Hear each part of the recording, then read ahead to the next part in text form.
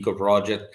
First of all, I'd like to thank all the organizer of this workshop, Giacomo Ciocca, Anna Borghi, Claudia Mazzuga, Giulia Orilla, the speakers for accepting our invitation, and all the participants.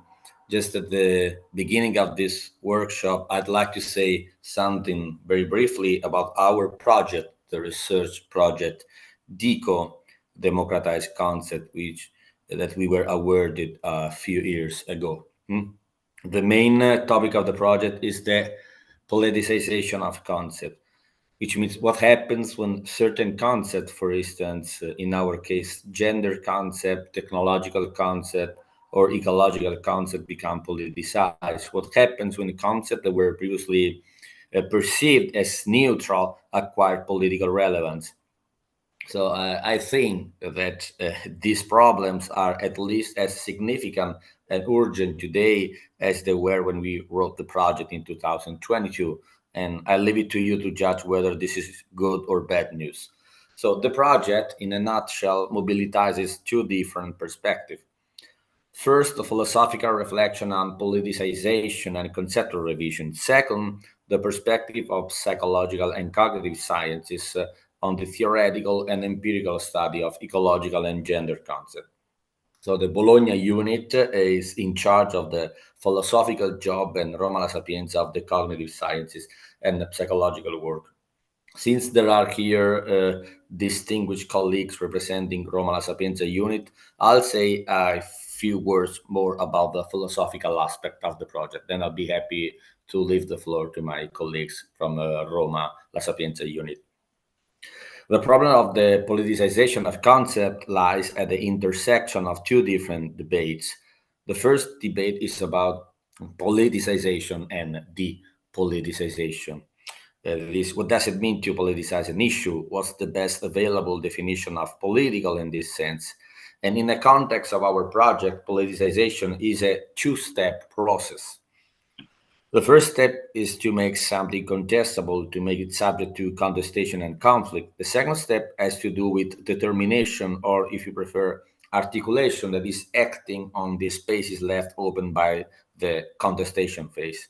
And politicization can take place and always take place at different levels. So at the discursive level, the societal level, the institutional level. And these levels are relatively autonomous, which means that, for example, depoliticization at the institutional level can coexist with politicization at the discursive level. The second debate has to do with the problem of conceptual change or conceptual revision. Should we change our concept? Should we talk of concept or words or conception? Are we in a position to change concept, conception, words? Can we do it for political reason? And how do we implement these conceptual changes? All these questions, more or less, have been covered by the so-called conceptual engineering debate. But they are of interest to a wide range of philosophers belonging to different theoretical traditions in social, political, and moral philosophy, for example. In recent years, people working in conceptual engineering have become increasingly aware of the entanglement between conceptual revision and political issue. This means not only that we often engage in conceptual revision for political reasons, which is a fairly basic remark, but also that conceptual revision can be manipulated for hidden or explicit political interest, and that it can have unintended and undesirable political consequences. So, in the Bologna unit, which is in charge of the philosophical part of the project, we are trying to bring these two debates together in our current research on the politicization of concepts. So we have members who are more familiar with contemporary analytic debates. Let me mention, for instance, Roberto Brigati, Pia Campeggiani, Céline Hen, Yvonne Utter-Almerigi, and also people who are not involved in this debate in analytic philosophy, but who are involved in debates in social and political philosophy. Basically, just me. And we are also trying to open up new perspective. For instance, we are working extensively on a very fascinating and interesting and urgent topic, that is the politicization of disability And we're doing that with the collaboration of Chiara Montalti, who is doing a postdoc in our philosophy department and who recently joined the activities of our group. But the general idea of the project is that philosophy is not enough when you want to understand how does politicization of concept work. So if you want to understand the mechanism of these processes of politicization of concept and their consequences, interaction with social and cognitive sciences is inevitable, it's necessary. And this is exactly why we joined forces with our colleague from La Sapienza unit in Rome. And I leave it up to my colleagues to say more on their activities, both theoretical and empirical, on this project. So thank you very much.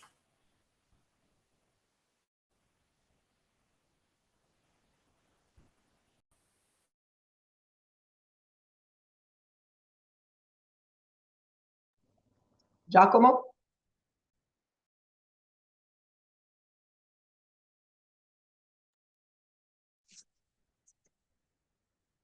Thank you, Anna. Firstly, I would like to thank my wonderful colleagues, Anna Borghi and Matteo Santarelli, for their ideas and theoretical perspective in the organization of this conference. Working together, Anna and Matteo, it is an important occasion for me to cross once again in another phase of my life the field of human sciences. In this regard, the core represents a fundamental moment to describe the significance for the gender concept. In particular, the gender is considered a biopsychosocial construct where psychological sciences represent the central point of view. Gender issues are described through consideration about sexes. Therefore, gender has an intimate relationship both the biology as the psychology. And the main point of discussion is the transition phenomenon, or more specifically, the transsexualism. When we speak about transsexualism, it is often possible to leave every intellectual debate to discuss the nosological or psychopathological issues related to gender dysphoria. However, this is the main limit of health sciences, psychology and psychiatry particularly. Gender, in fact, is mainly a social concept, a social construct where politics plays a fundamental role from different point of view. On the other hand, some authors, as Judith Butler or Paul Preciado, strongly affirmed that gender issues as a sociocultural matter. Therefore, I think that the gender is plenty a concept taking part to the project of DICO, democratizing concepts. For this reason, one of our aims is to study gender and also ecological concepts behind the respective sciences, but investigating the social perspective of these constructs among expert and non-expert people in this field of knowledge. Finally, I would like to send a heartfelt greeting to Riccardo Manzotti, the fifth speaker leading in this conference for the loss of his dear father. Many thanks, Anna. Many thanks, Matteo. Many thanks to all speakers of this conference.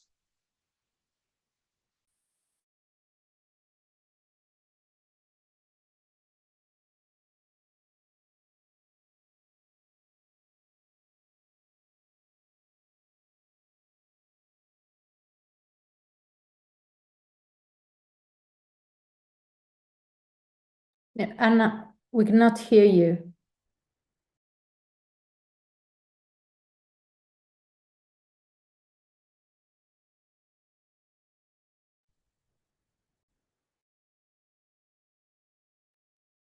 Can you hear me?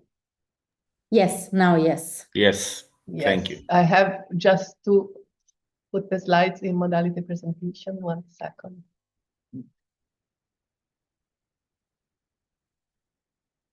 Sorry for this. Okay. Okay, can you see them? They're not in presentation modality, but I think it works. So thank you so much for I thank you so much, Matteo and Giacomo, for the introduction. I would like to thank the speakers for being here. And I'm going to say something on the reasons why in our lab, which is called the Body Action Language Lab, and which is part of this DECO project, we are interested in gender concepts and ecological concepts. So my title is Abstract, Concrete, and Hybrid Gender and Ecological Concepts. And this is work, so that it's done by me, but by all the people in the lab. In our lab, we are interested in abstract concepts. So abstract concepts typically are contrasted with concrete concepts, and they are concepts like fantasy, beauty, and terrific compared to a house or table or chair or glass.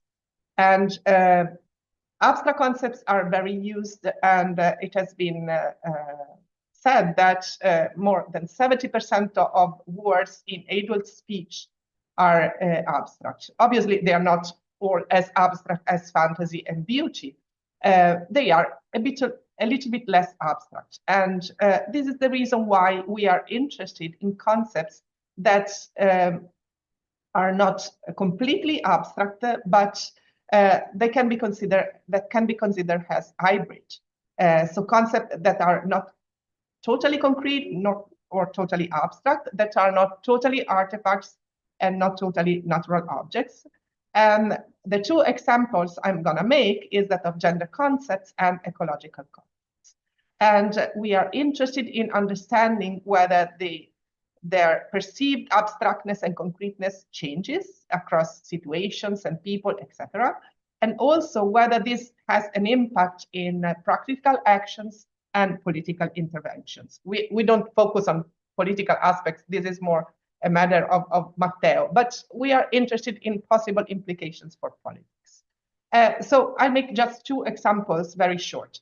The first example is the example of gender, and I'll make an example of the studies we did. This is a study done by Claudia Mazzucca as the first author, and we were interested in understanding what do people think when they think of gender. And we found across 2 or 3 different studies that gender can be more or less abstract depending on the social group. For example, for gender normative people, gender refers more to the body, whereas for non-gender normative people, gender refers more to identity aspect, to sociocultural aspects. And also, we were interested in understanding whether it changes depending on culture and language. And I'm going just to present this second study as an example, very simply. This study was composed of a free listing task. So people were asked to write 10 words associated with gender. And people were participants, Italian, Dutch, and English participants. So they received the word genere in Italian, Geschlecht, and gender. We were in particular interested in the opposition between Italian and Dutch, because Italian has 2 grammatical genders, and the society is a bit more conservative as to gender-related issues, whereas Dutch has 3 grammatical genders, and the society is more progressive. And indeed, we found, analyzing the feature produced by people, that Italians focus more on sociocultural aspects. For example, they mention features like discrimination, politics, power, whereas Dutch participants focus more on features linked to the body, for example, hormones, breast, and genitals. And also, we asked them to we asked them to rate abstractness and gender relatedness.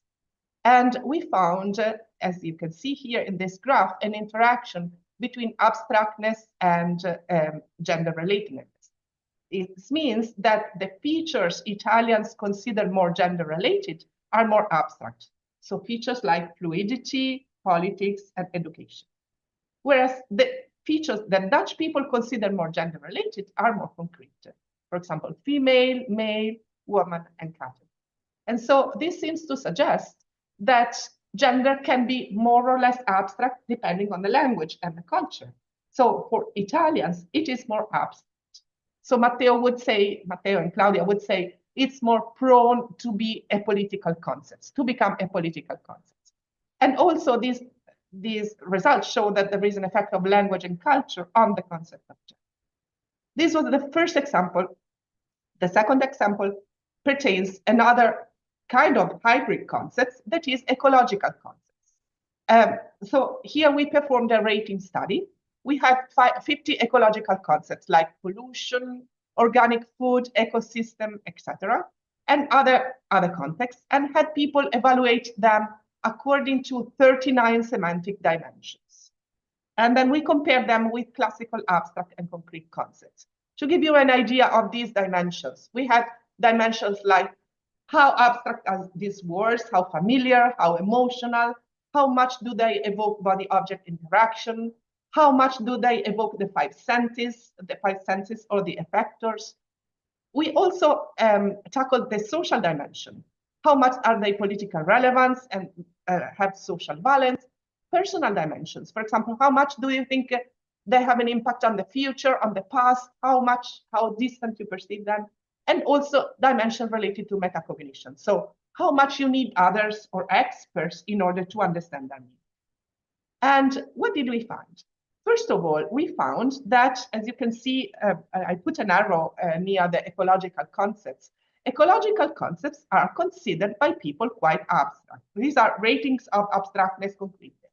They are quite abstract. They are as abstract or even more abstract than classical abstract concepts like beauty or fantasy. And interestingly, in the second frame, you can see that they are as abstract as the more abstract among abstract concepts, that is philosophical concepts, and abstract more or less as emotional concepts. So they are very abstract.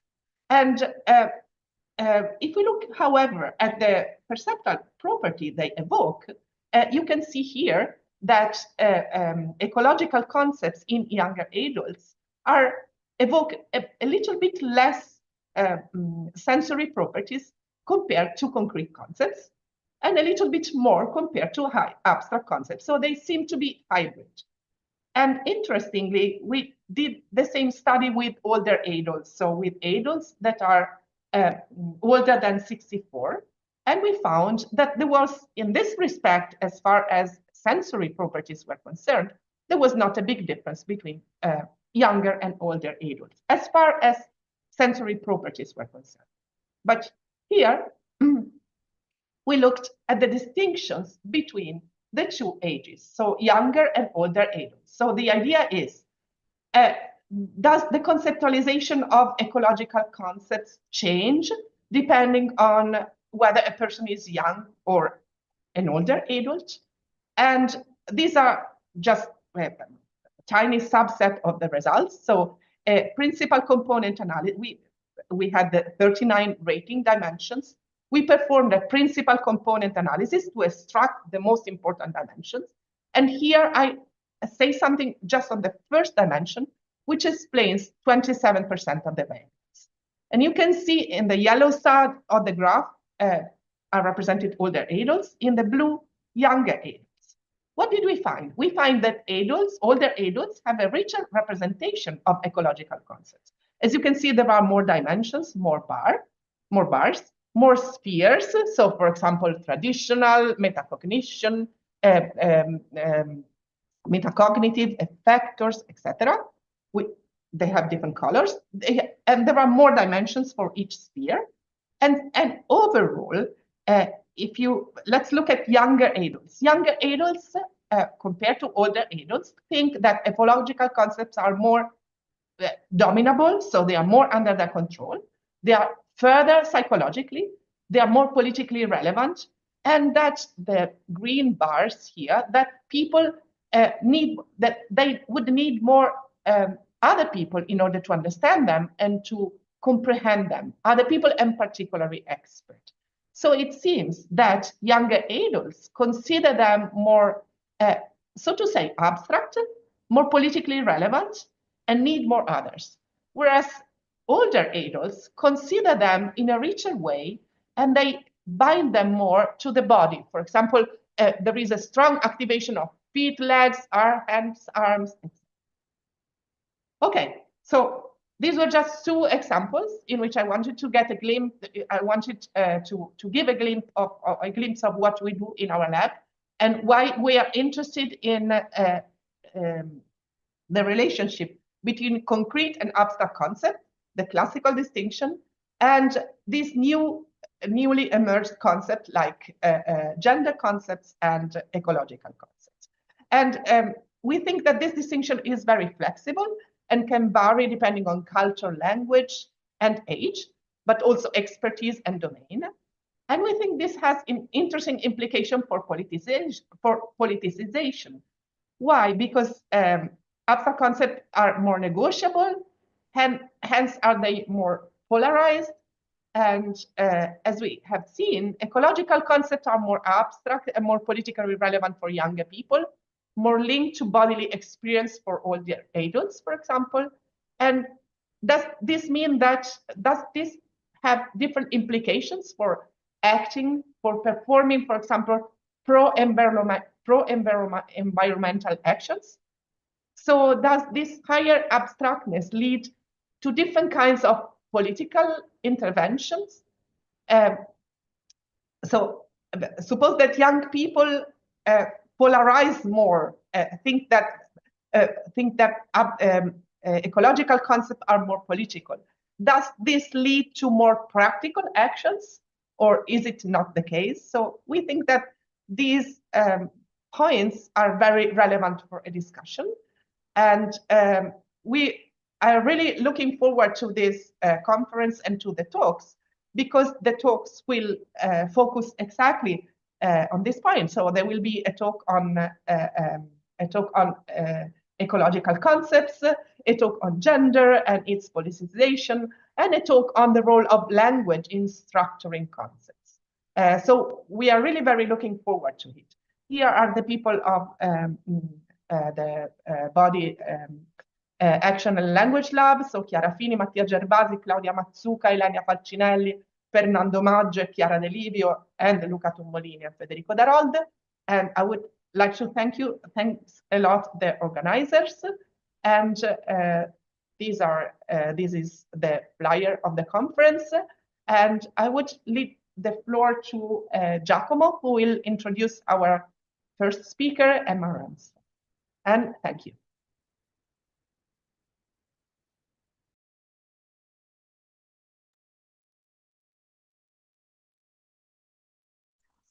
Thank you, Anna. It's an honor for me to introduce Emma Renstrom. Emma Renstrom is a professor of psychology at Kristianstad University in Sweden. Her background is in social psychology, and her work has mainly been focused on political psychology and gender psychology, specifically the relation between gender, language, and cognition. Her presentation titled "The politicization of gender, implications of gender inclusive pronouns."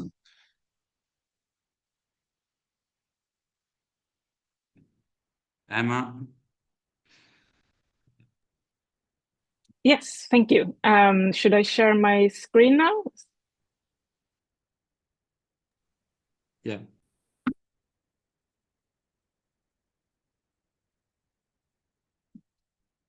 Okay, good. I hope that you all can see. Otherwise, someone will just have to shout out.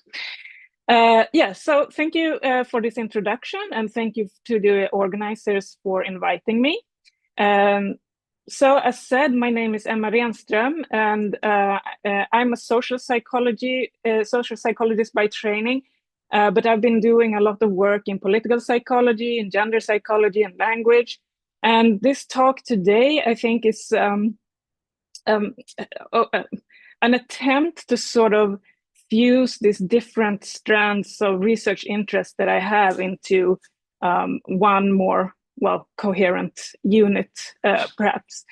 So I've done a lot of research on gender-inclusive pronouns, but we haven't really taken the politicization of gender into account before. And I think this is a challenge for this research field, because we cannot focus only on the linguistic aspect. So we really have to focus also on this political aspect of gender in general.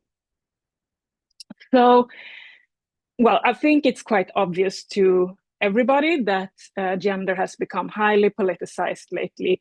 And these are just a few examples from the US. I mean, it's very easy there to see that the far right and the conservatives are becoming more and more anti-feminist, but also anti-trans, and, well, basically anything that's not the traditional binary. And this is also actually something that we see in Sweden. So Sweden, you know, is often characterized as being highly egalitarian, but this is data from the Swedish National Election Studies. And this is, on the y-axis, you have the correlation coefficient between the question, should power be redistributed from the group men to the group women, and the person's own position on a left-right scale.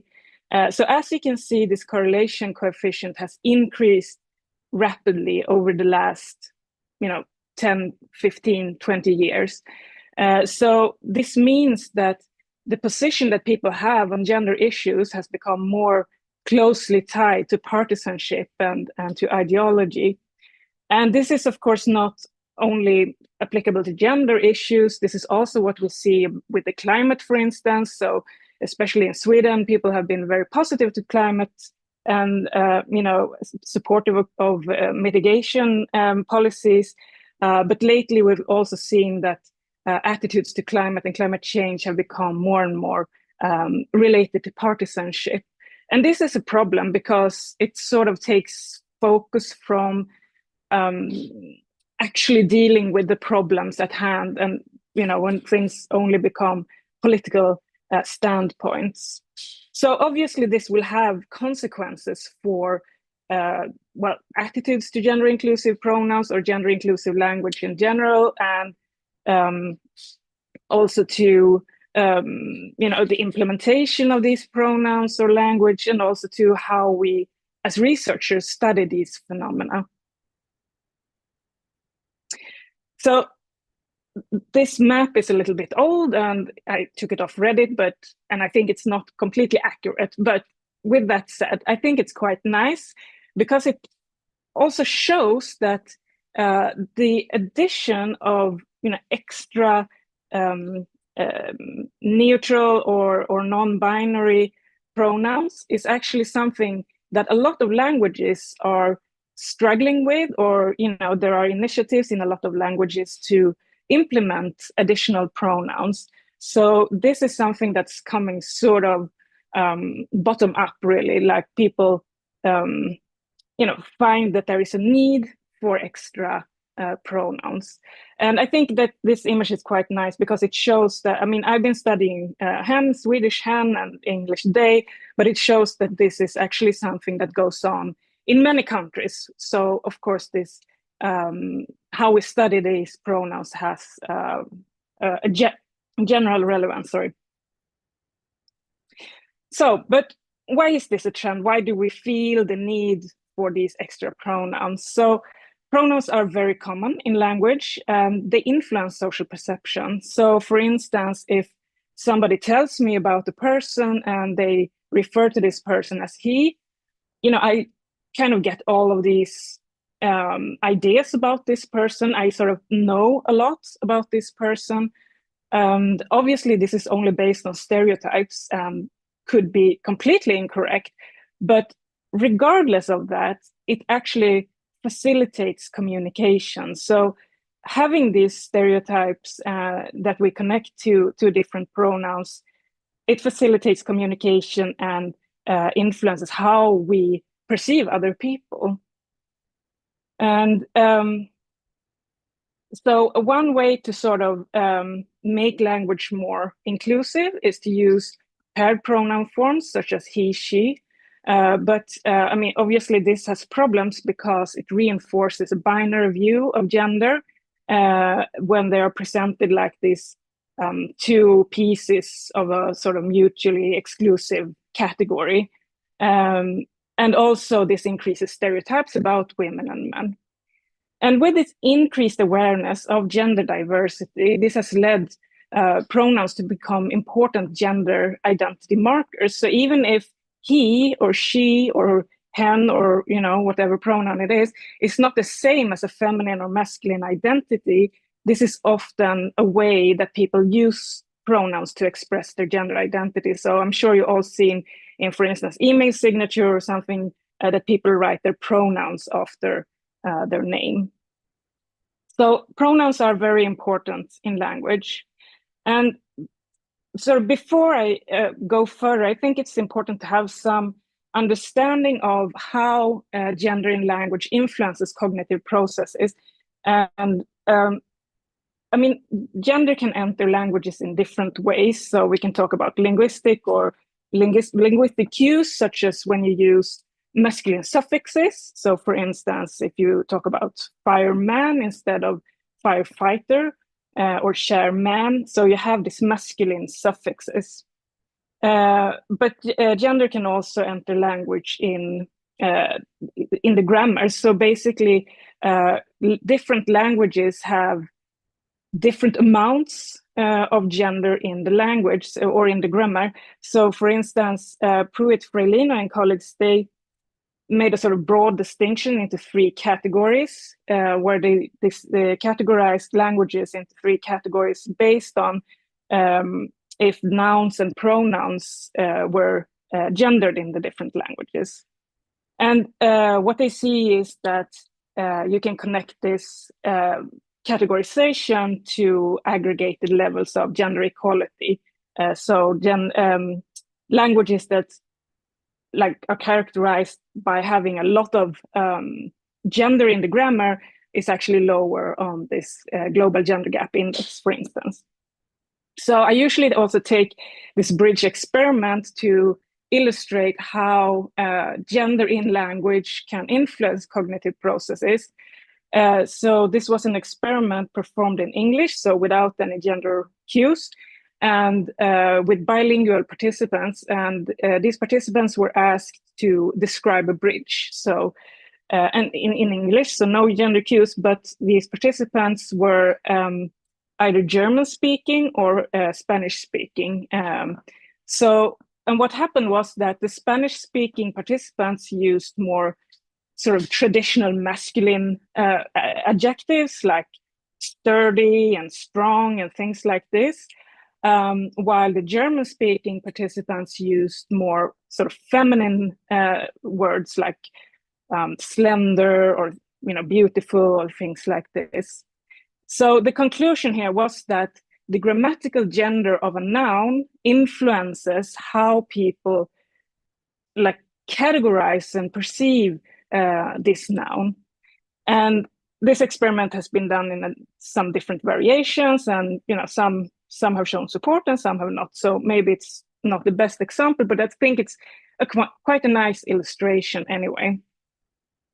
And more recently, there's been some natural language processing studies looking at the connection between grammatical gender of an inanimate noun and the verbs and adjectives that are associated with this noun. So there are still connections in the language.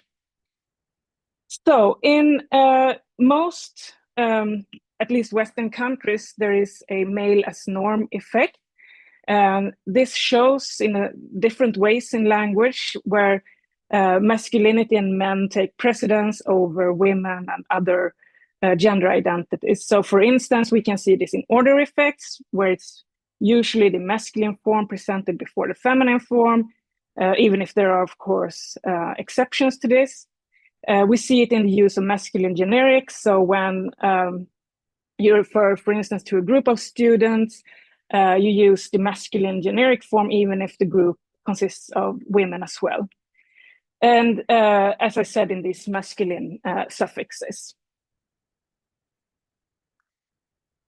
So now that we know that language influences how we perceive reality, basically, going back to the sort of linguistic relativity hypothesis, the whole thing with gender-inclusive language and gender-inclusive pronouns is that we want to reduce these negative effects.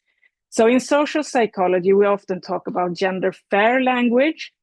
And the main aim within this field has been to increase visibility of women or decrease linguistic androcentrism. And this has been done through two different strategies, and which strategy has been used is mainly dependent on how much grammar, gender there is in language grammar, basically. So, for instance, using this balancing or feminization strategy has mainly been used in languages with a lot of gender in the grammar. And this really just means that you add a feminine version of, for instance, a role noun. So instead of saying just the masculine form actor, you say actor, actress, for instance. So this makes women more visible, but obviously, as you all realize, it makes non-binarity completely invisible. And the other form is the neutralization, or the other strategy is neutralization. And this is when you remove gender cues from language. So for instance, instead of saying chairman, you can say chair, or firefighter instead of fireman. So just trying to reduce the impact that gender has on our cognitive processes. And I prefer actually to use the terms degendering and multigendering instead. It's similar, but these are not specifically for language and linguistic changes, but in general. But when you apply it to language, the degendering is actually the same as neutralization, so removing gender cues from language. But multigendering is not really the same as balancing, but it's the explicit attempt to try and draw attention to the fact that gender is not binary. So, for instance, singular they is a good example here, because singular they can be used both to degender, to remove gender cues from language when you use it in a generic sense, referring to like anybody, if gender is unknown. But it can also be used in a multigendering way to highlight a non-binary gender identity. Okay, so my research has been mainly focused on the Swedish hen, and it was actually first mentioned in 1966 by a linguist, but nothing really happened. Nobody really cared about this. Even he suggested it to be used generically instead of he, she, but more from a just sort of practical perspective. So, but it wasn't until the early 2010s when LGBTQ communities started to use hen as a non-binary pronoun that it actually started to be discussed. And in 2012, there was a children's book published. It was called Kiwi and the Monster Dog. And so this main character, Kiwi, was referred to as hen throughout the book. And at the same time, there was a newspaper article published by the authors of the book and a feminist linguist scholar in Sweden. So the publishing of this book and the article was actually a sort of collective action that was really thought through. And I think also the fact that they targeted children, so saying that, if we use hen in this children's book, the idea is that all children should be able to identify with this main character.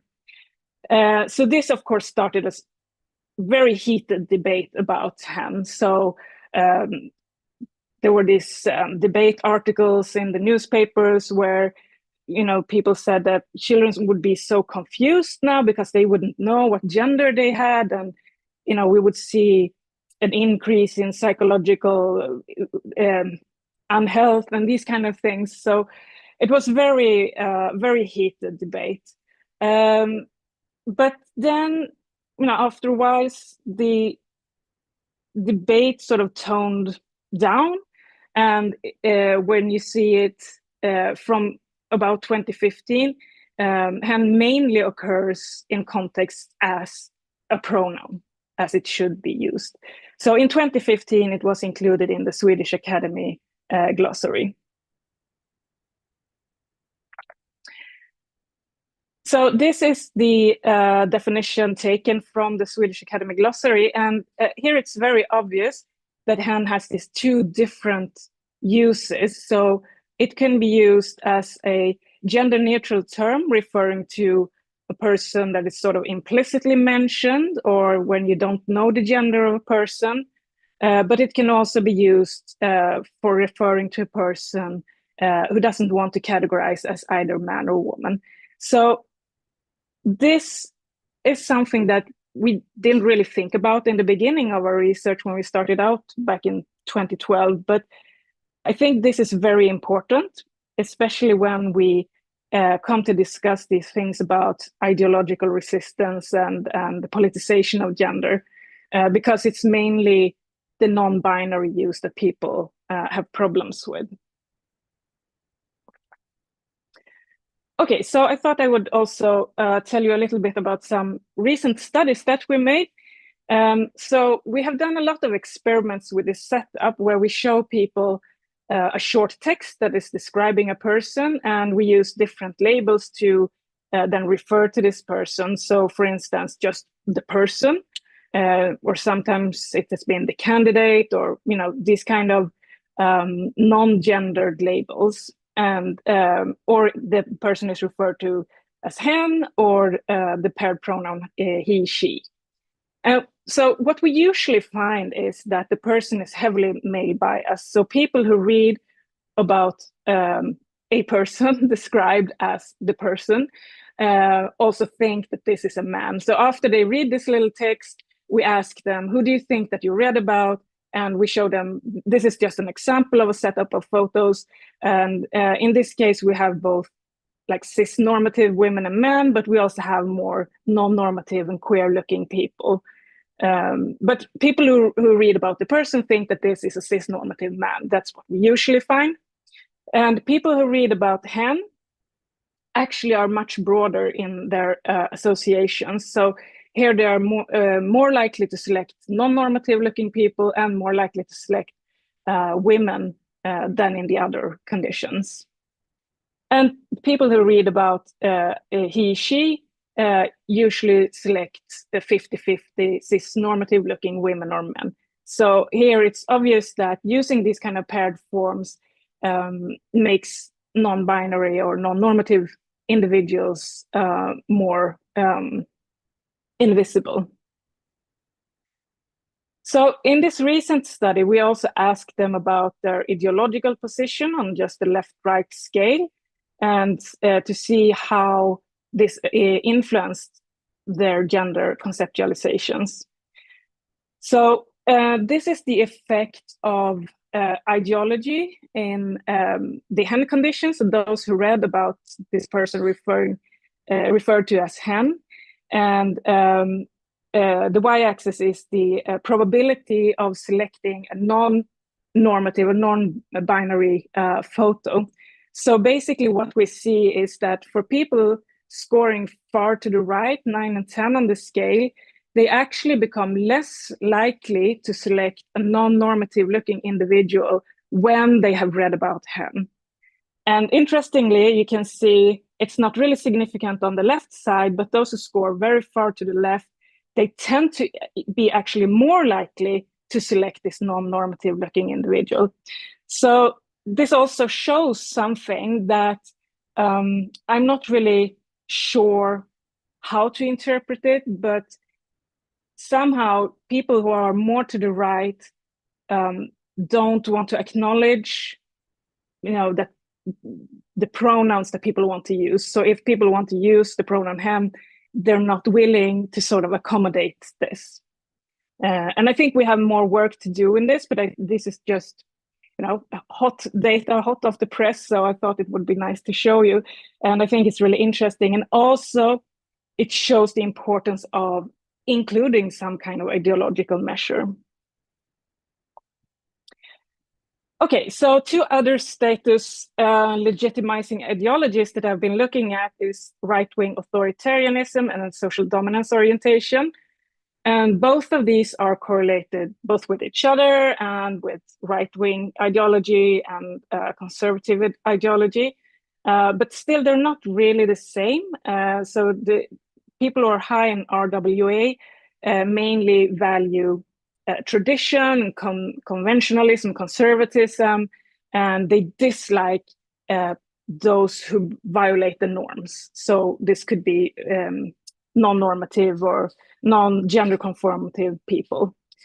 And social dominance orientation is more, people who are high in SDO, they are more concerned about legitimizing gender hierarchies in society, or hierarchies in general, but also gender hierarchies, and have this idea that some groups in society are inherently supposed to dominate other groups. So this is the way society should be structured.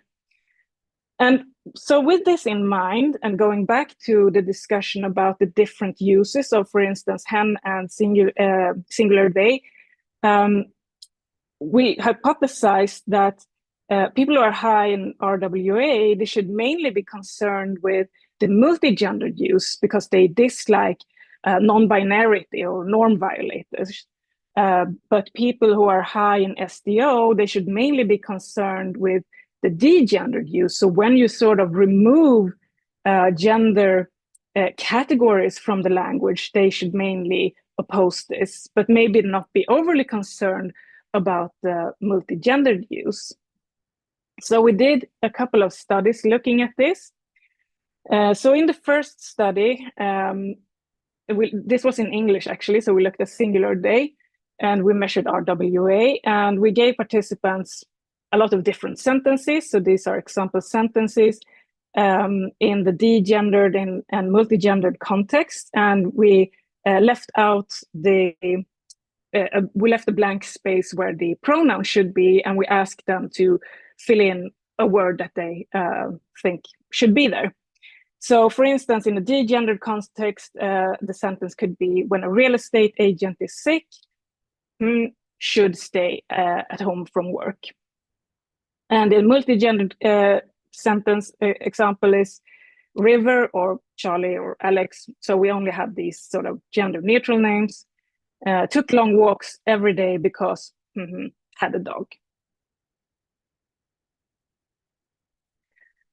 So what we generally find is that in these multi-gendered conditions, people really prefer to use binary pronouns. So when the person is named, even though the name is not like gender specific, they prefer to write he or she or something like this.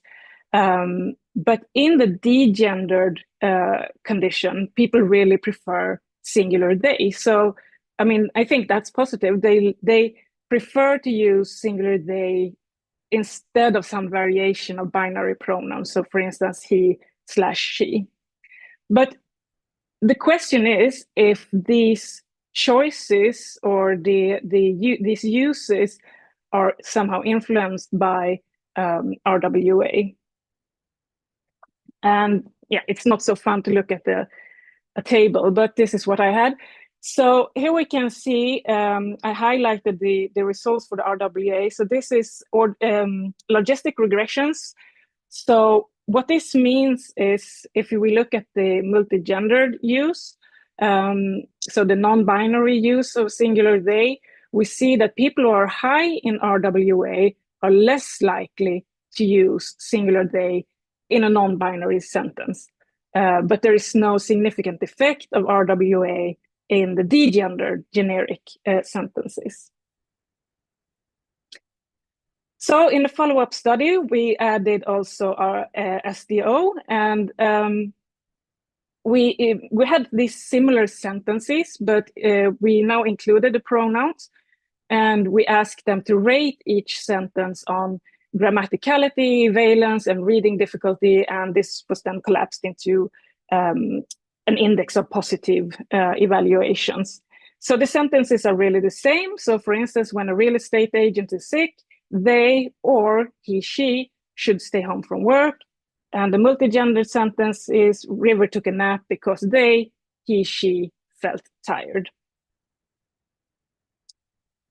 Okay, so these are the ratings. So the higher the bars are, the more positive people are. And as you can see, if we look first at the multi-gendered sentences, people really like the binary sentences more, the white bars, compared to the gray bars, which is for singular they.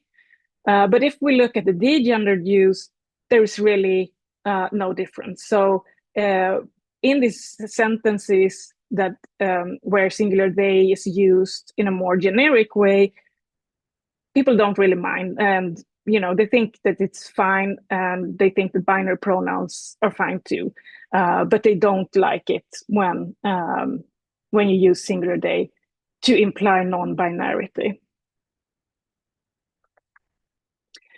So again, the question is if this is influenced by SDO and RWA. So here, these are standard regression models.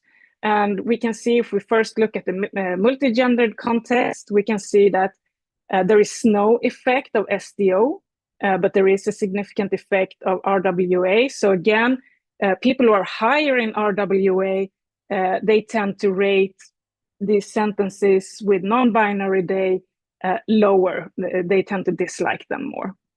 And if we look at the degendered context, we see that people who score higher on SDO, they tend to rate these sentences lower, so they tend to dislike them. So this is really what I said earlier. So SDO is related to this preference for social hierarchies.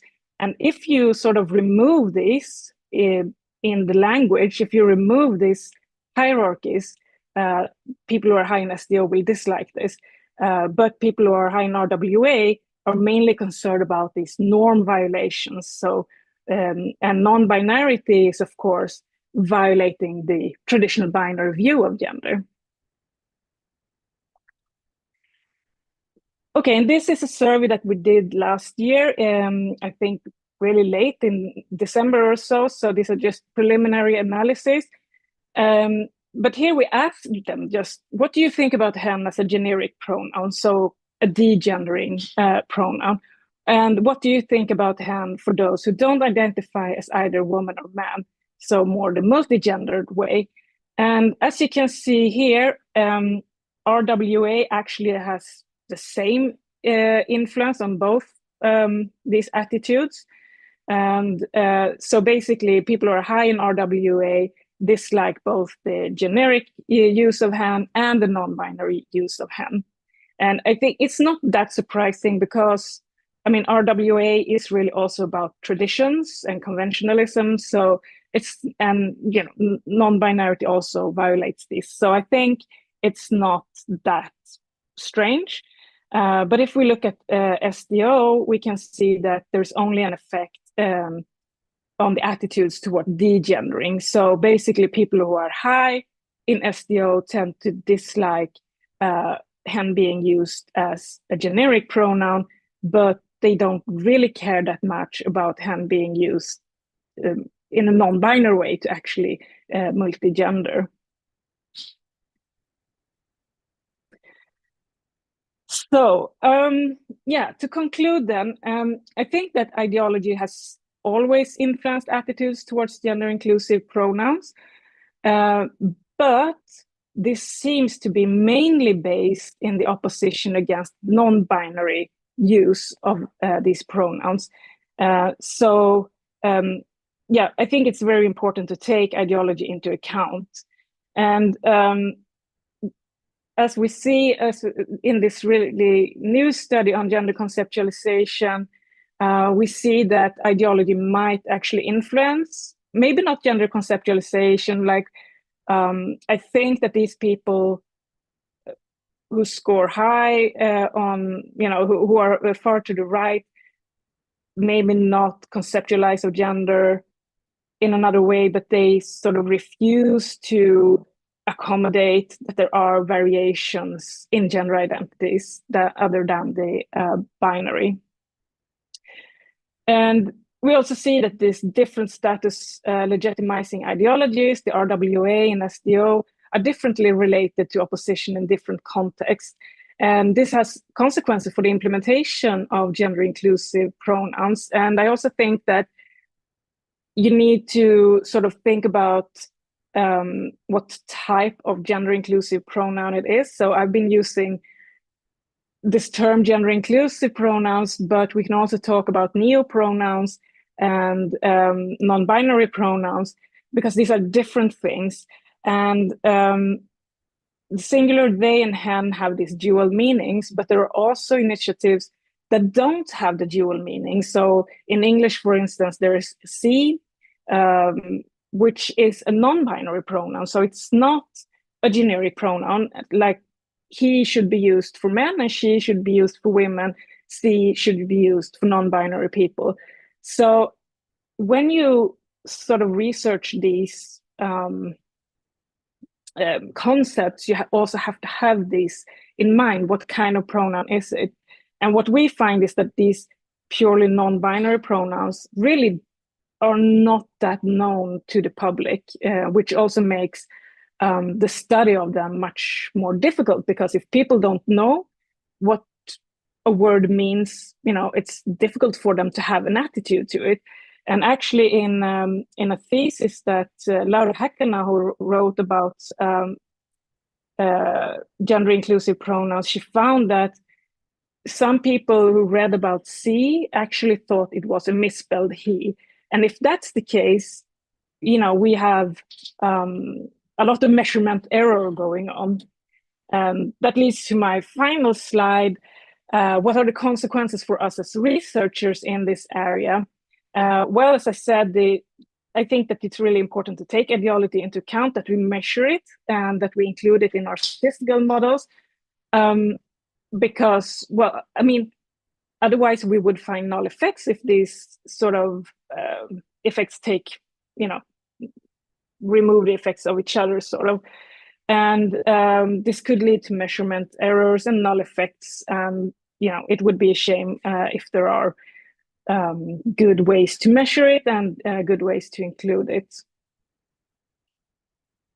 Okay, and that's it for me, and thank you for listening. And if you are interested in our research, you can visit my website. It's called The Psychology of Political Behavior, and it's not just about language and gender, but a lot of polarization stuff and other things also going on.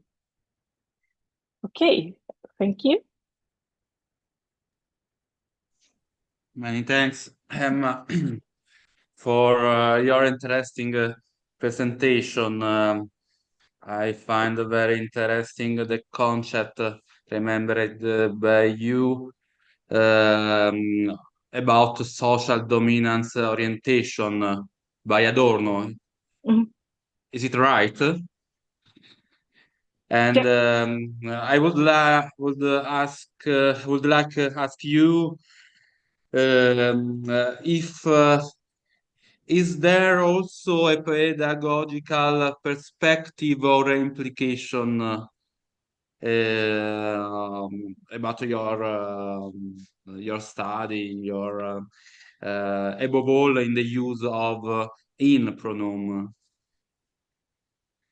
for children at the school? Mm-hmm. Yeah. I mean, this with the children is very interesting, I think, because children, to my knowledge, don't really care about pronouns that much. Like, this was when hen was started to being discussed in Sweden. This was a huge debate because they discussed it in relation to children. But like children don't really care. Like, so my son is 6 and he calls everybody he, and you know, to him it's more confusing that there are different pronouns, that some people should have this pronoun, some people should have that pronoun. So I think this is something that, you know, us as adults have more of a problem with. And yeah, I think it would be actually much easier for children if hen was used more. But with that said, it really has not, like, people know about hen, but it's not that used, like, for instance, in children's books or things like this, where it could be more used, I think. Okay, thanks. And another question. I studied for many years in the past the phenomenon of homophobia. And in your perspective, how the sociocultural aspects related to homophobia, transphobia, and so on play a role for in this debate? Yeah, I think that's very important to consider. And I think this is also where we see the main polarization. Like I said, people, they don't really care about the generic use of hen or singular they, but they do care about the non-binary use, because to some extent it's very threatening to people who have very binary, who think that the binary gender identification is very important to them. So it's an important part being this way or that way. And then, you know, when there are these things that challenge these ideas or identities, people become sort of threatened, actually. And so I think that's a main part of the resistance, is that, you know, there's something scary going on with these people who don't conform to the binary gender identities, and it could be trans people.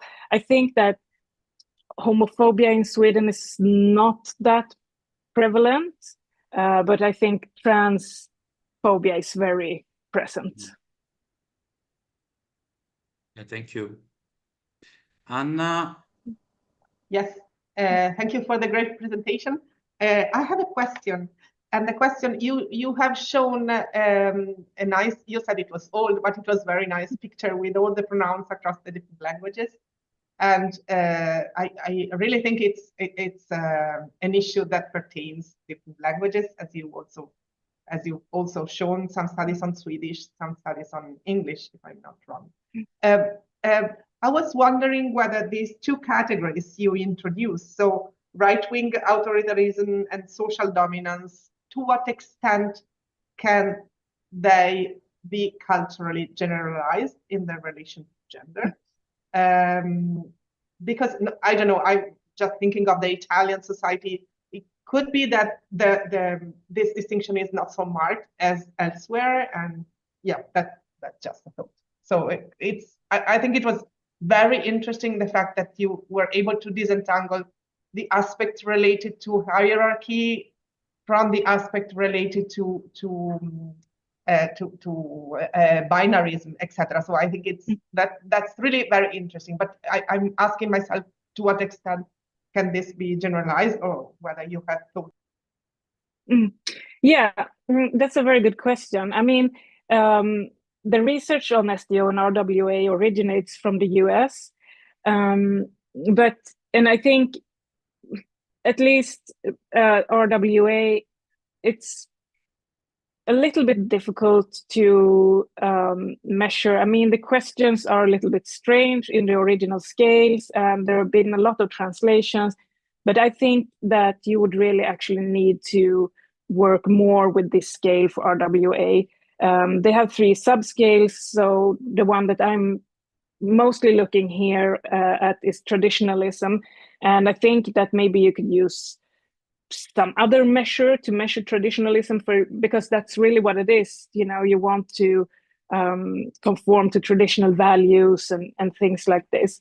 But I think the SDO has been, I think just the wording in the actual items is more generalizable. So for instance, in the RWA, they have questions about sex before marriage, which is not an issue in Sweden, but it is in the US. So, you really have to culturally adapt some of the items. For SDO, I know that there has been a large study or studies done where they translated the scale in a lot of different languages. So I think that's actually quite validated in many cultures. And I think it's a little bit like easier also this concept to grasp. I think like you want these hierarchies in society, but the RWA is a little bit muddier. But yeah, I think they're very interesting concepts. Thank you so much.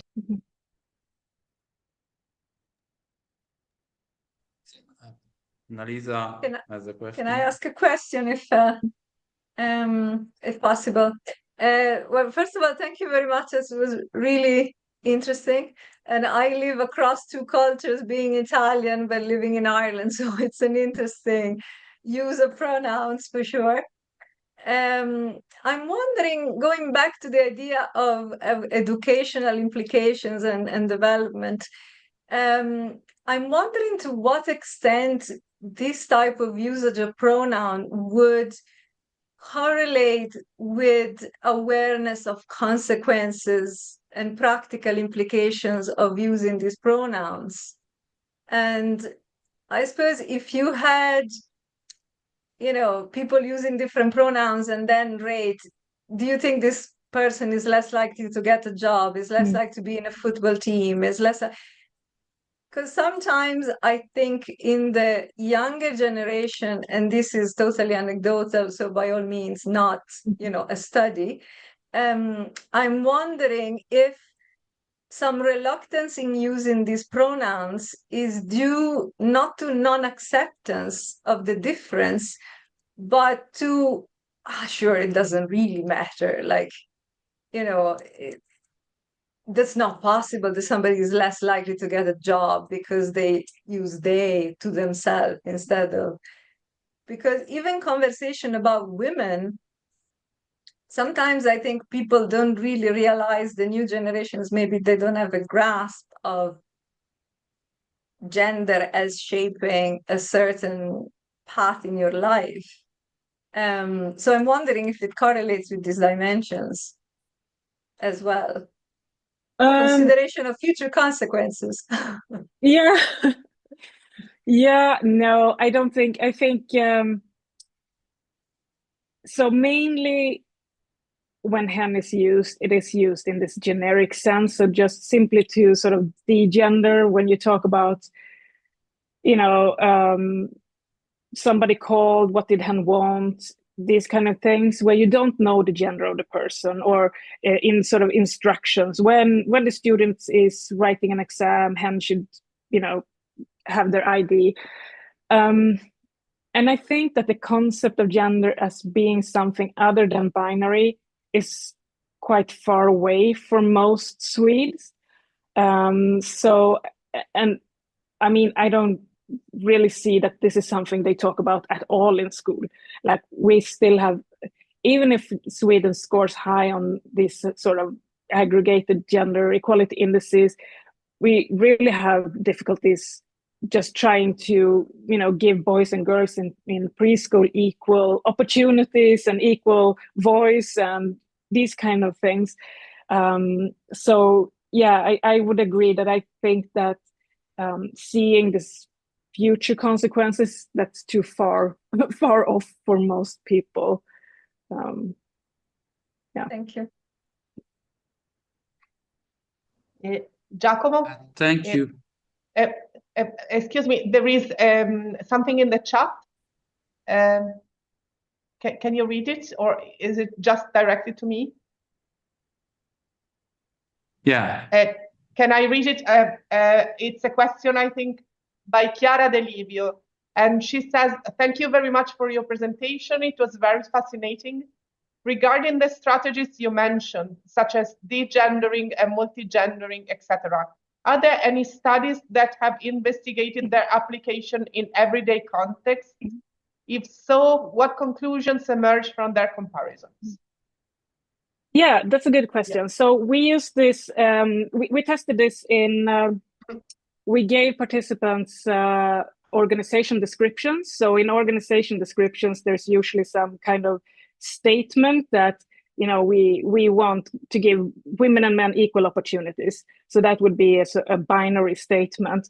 And we had some other statements like this company we want to give everybody equal opportunities, which is a degender statement. It doesn't say anything about the gender.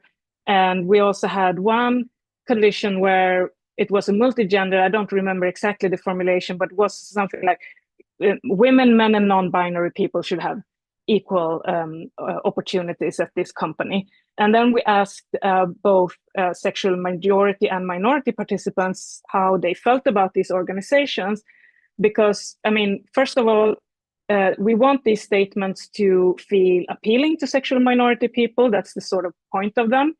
But we also, I mean, so one critique against these kind of statements is that it will make the majority people reluctant to seek out these organizations, for instance. And I mean, if you're a company, you want everybody to like your company.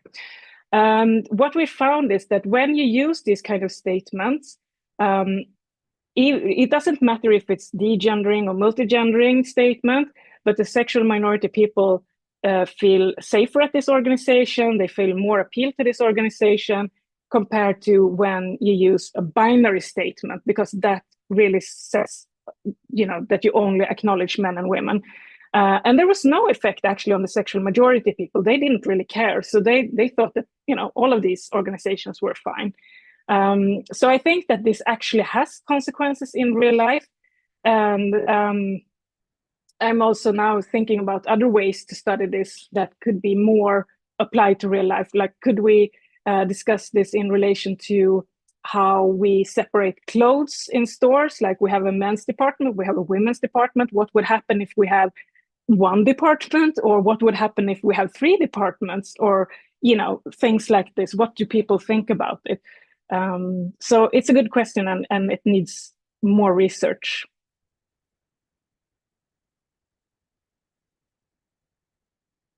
Thank you, Emma. A last question, if it is possible. In your opinion, how it is important to improve this approach among healthcare professionals, such as physicians, psychologists, and so on? Yeah, I mean, I think it's important to always try to be as inclusive as possible and to acknowledge people's gender identity, whatever it may be. So, but I know that's not really how it works in real life, unfortunately. But I think that there should be more sort of guides or ways to implement more inclusive language in general.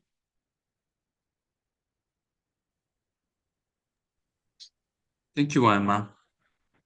Thank you. Thank you.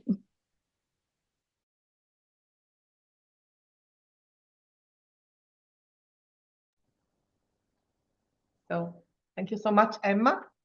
I'm going to introduce Annalisa Setti. Annalisa is senior lecturer in psychology at the University College Cork in Ireland. And she researches person-environment fit. And specifically, she looks at sensory processing in and outside the lab. It's the relationship with well-being and behavior. And her work is funded by Horizon Europe, Research Ireland, and Erasmus Alliance for Innovation. And we are very glad to have Annalisa here. And the title of her presentation is Walking in the City, Senses, Experiences, and Measurement. So the floor to Annalisa. thank you very much. And it's always a great pleasure for me to be involved in conversations that are about concepts, because I don't directly work on concepts unless, Anna involved in some collaboration. So it's great to be able to reflect on what I do now in this perspective. So let me share my screen and then start my presentation. So, okay. Okay, let's hide myself away. Okay, so I wanted to start with some stimuli from one of our studies, and just to give you a sense of what I'm talking about. So probably there won't be audio, but you can just look for a couple of seconds.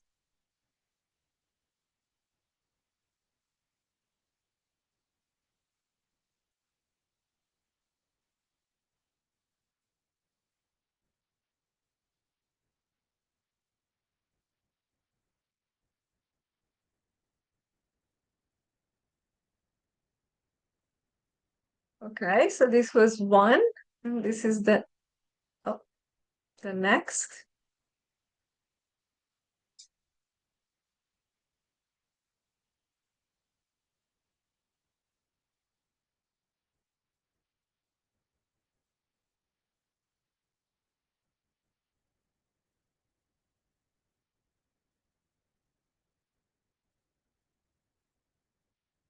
So the idea is what we have been studying in our lab is to try to understand if you walk in one of these places, or you are in one of these places and you're exposed to different types of information, to different experiences, what happens? So what happens to your cognition? What happens to your mood?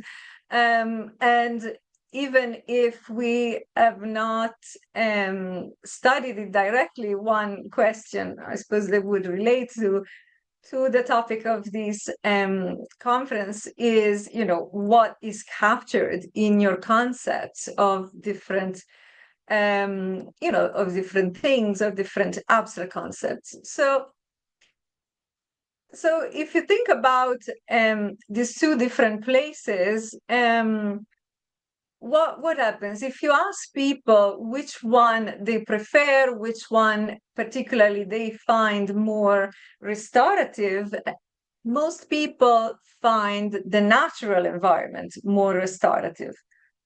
And that has been shown over and over again, that natural environments in pictures, in real life, are considered more restorative. There are studies that look at happiness and how people they report well-being, both hedonic and eudaimonic well-being, and see nature contact is beneficial for them.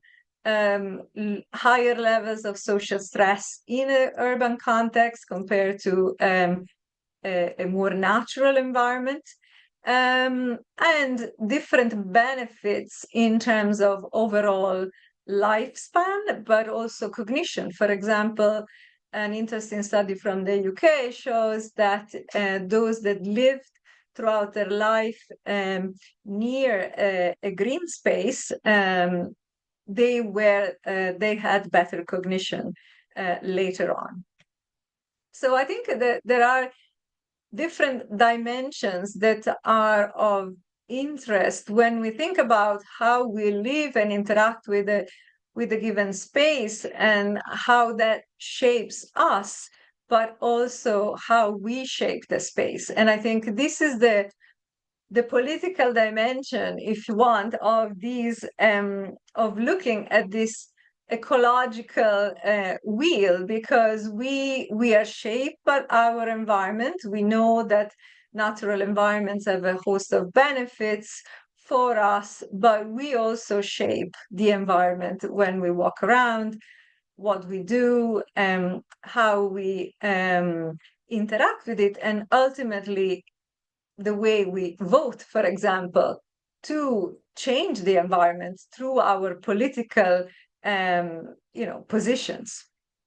So all of this comes in a cycle, but we try to parcel different dimensions. But I suppose it's interesting to think about it in this more broad way, which in some ways is what, for example, the planetary health perspective tries to do, even if it is mainly focused on health. So I've done quite a bit of work on multisensory perception, and what we have tried to look at, in particularly in aging, and what this little graph in a very simple way tries to show, is that there are different dimensions to the environment that can help us to maintain, for example, efficient cognition throughout our life and in aging. And one, very well studied dimension is, fostering active lifestyle, for example, walkability. If I can go out and be active in a green environment, even better, in a walkable environment, in an environment where I can socialize and I feel safe, those dimensions have been proven to be beneficial. What we are looking at is the sensory environment. So the amount, the type of stimulation that I get, how I feel, how I process it, and how it have an impact on me, and how then I have an impact on the environment. So as I said, benefits of nature have been studied for a long time and are very well known, and you can see a picture of a place very near my house, thankfully, because I'm definitely somebody that sees and feels the benefits of nature. And there are different theories that have been proposed as to why people find nature more restorative.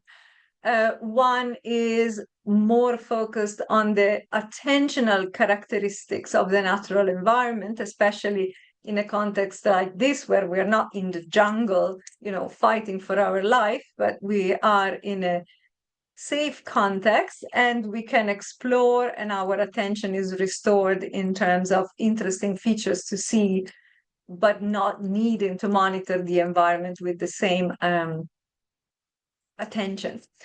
The other theory is related to stress relief and the fact that we, in a natural environment, we feel that we connect with nature and are relieved from stress. And then there is another interesting dimension, proposal that kind of captures the more memory-related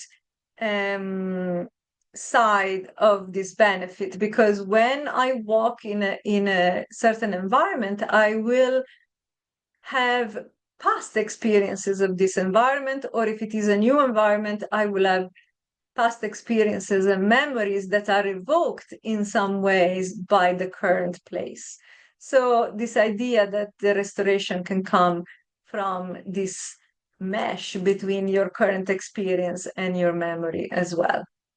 So this is why, generally speaking, people find nature more restorative. And there is a host of studies that look at nature benefits, and here is only a few of them, going from walking in nature and how that is beneficial for rumination, so decrease rumination, positive effects on even clinically depressed individuals. So loads of evidence, and we have conducted a couple of studies even with virtual nature. So imagine exploring a 360 video with a very simple VR set, and how that can have a positive effect on your affect. And we looked at that particularly, we're interested in students with exam anxiety. So lots of benefits of nature, but we have to keep in mind that there are many different characteristics of the individual that play a part, or potentially play a part, in these benefits, and again in potentially also the way I'm then interacting with the environment, therefore modifying this environment. So here we try to summarize the type of studies that are done in this area. So studies that look at being in nature, so being exposed to nature, for example, even just with pictures, or doing something like walking, green exercise, or living near nature. And again, here there is an interesting political dimension, because who lives near nature is usually in our cities, wealthier areas. You know, there is a problem with these interventions that are called nature-based solution of gentrification, and then the areas becoming more expensive because they are perceived as more restorative, because they are perceived as better quality. So there are dimensions that go on the social side, but also on in the individual side.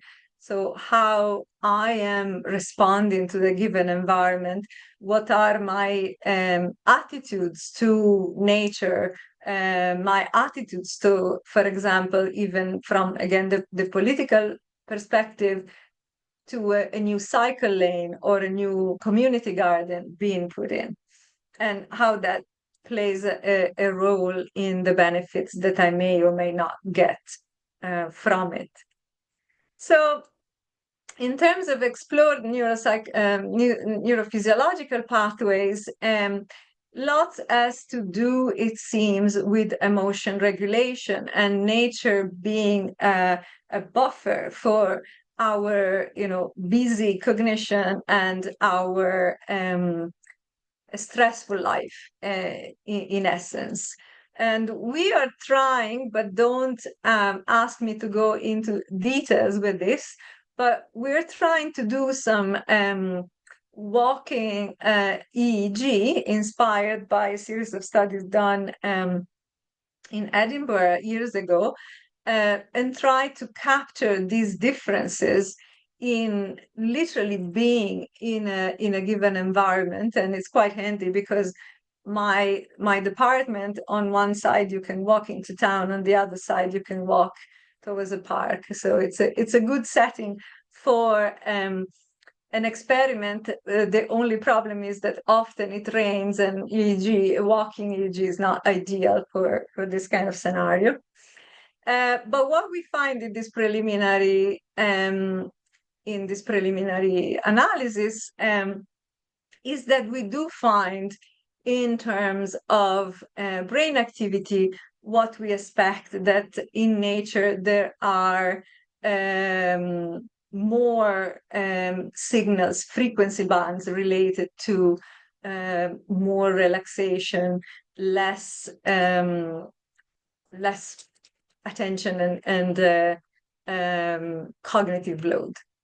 So one first political issue that links, I think, with our work, even if we don't explore it yet, but potentially, why not, in terms of political, ethical, and social issue, is the diversity of experience. So when we go out in the world and we get in contact with these different experiences of the world, that then will, shape what we think when we think about nature, or what we think when we think about nature-based solutions, or ecology. How does that change depending on some characteristics that we know are relevant for the individual? And because I've worked on multisensory perception for quite a while, I became interested in the way people feel that they perceive their own environment. So I came across this concept that is called environmental sensitivity, and is, well, environmental sensitivity is a broad concept that has been out for a long time in different areas of psychology. But particularly, I came across this series of studies on sensory processing sensitivity that are summarized in this review from a few years ago, but still very, very good. And what is sensory process sensitivity? It's defined as a trait, and more or less 20 to 30% of the population manifest to be higher in this trait. And is characterized by being sensitive to subtleties in the environment, responsivity, emotional reactivity, and being reflective before acting, and aesthetic sensitivity. So being moved by arts and music, for example. So what I thought a few years ago is that was an interesting trait that was distributed across the population and was a way to capture, among other things, how people feel in relation to the environments that they are in, even the physical environment. So the idea is that if you're highly sensitive, perhaps you have this higher aesthetic sensitivity, you connect more with the natural environment, and that gives you a boost in your stress relief, in the cognitive restoration, and nature becomes an important strategy for you to cope with stress, for example.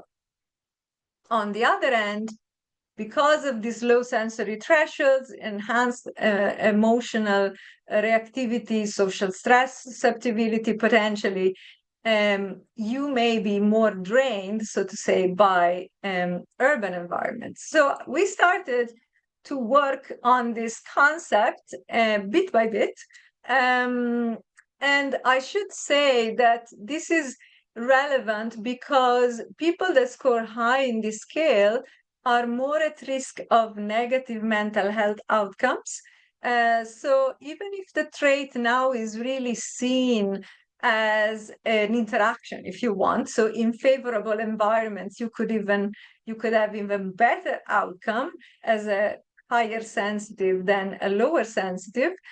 In environments that are perceived as adverse, and that's how to define adverse is an interesting question, you could have worse outcomes. So there is a lot of literature on stress, on depression, anxiety, rumination, internalizing symptoms that are linked with scoring high in this trait.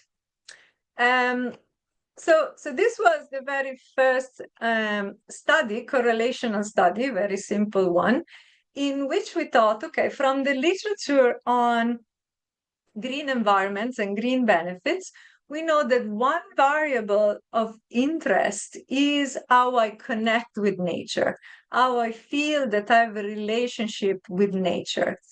And there are different scales that measure nature connectedness.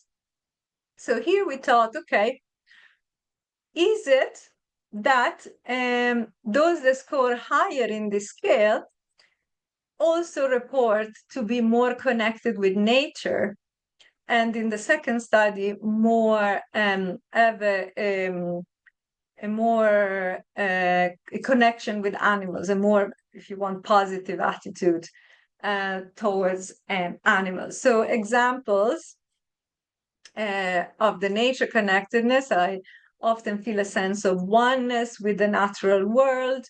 In terms of animal, it is morally wrong to hunt wild animals just for sport.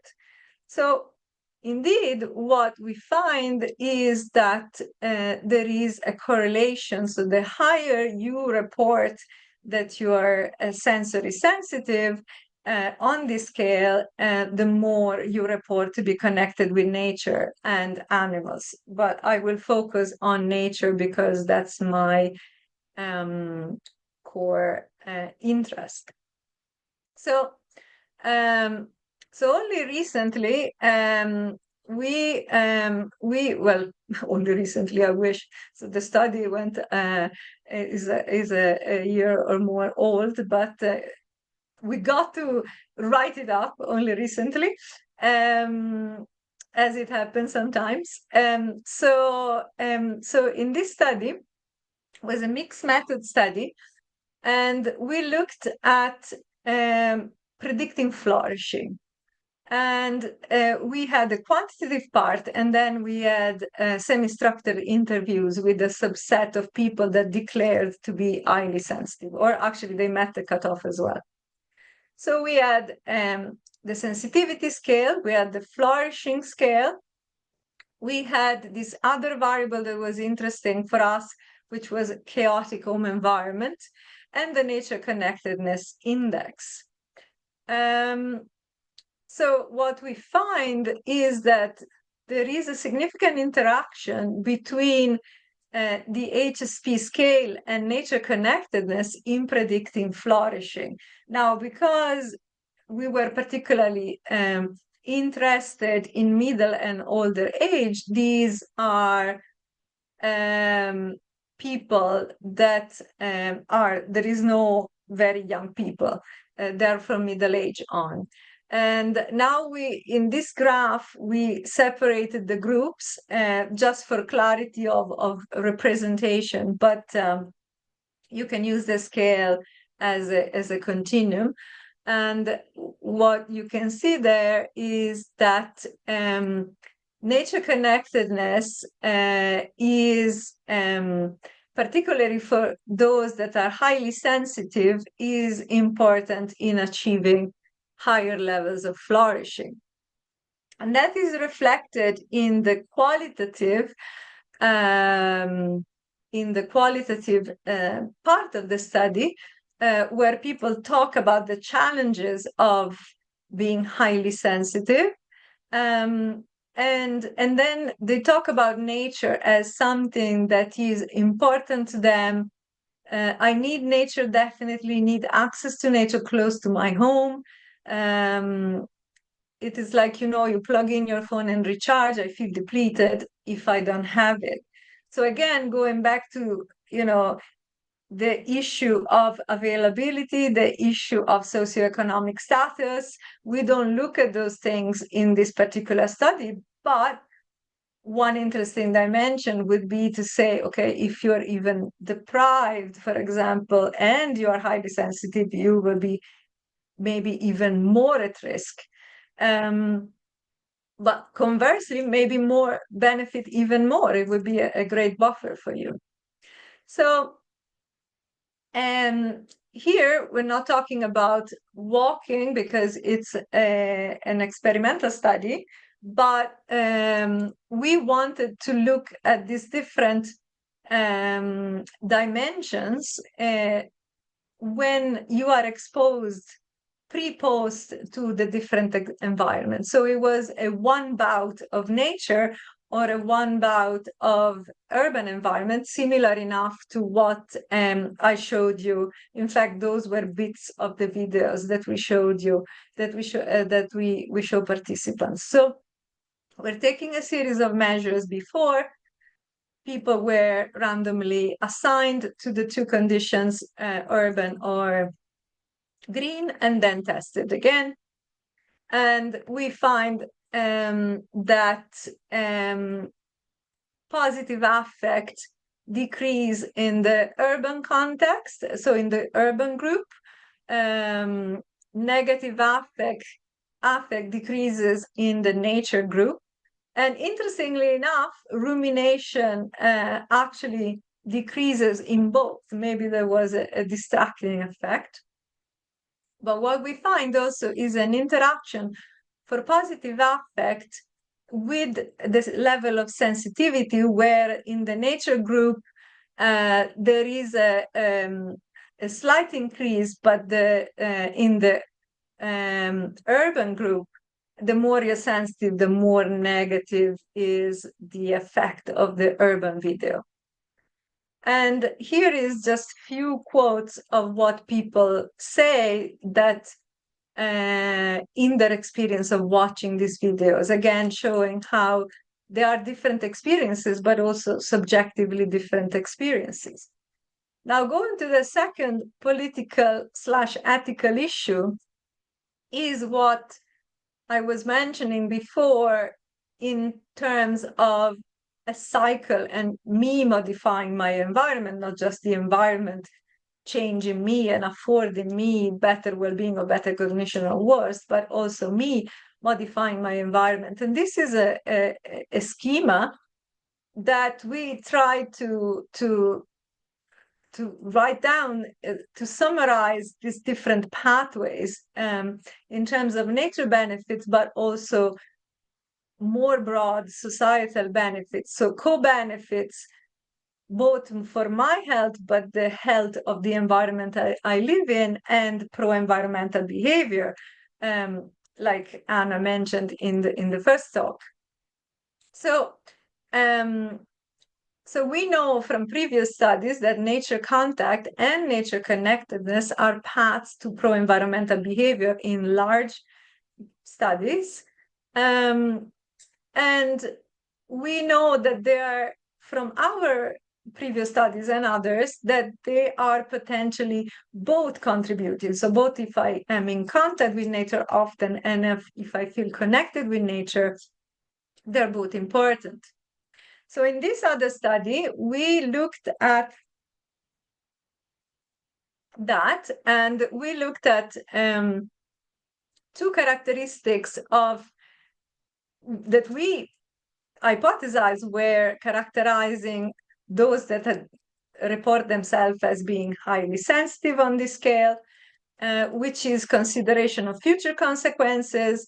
So how much I consider consequences of my actions when I do something. And the other is nature connectedness.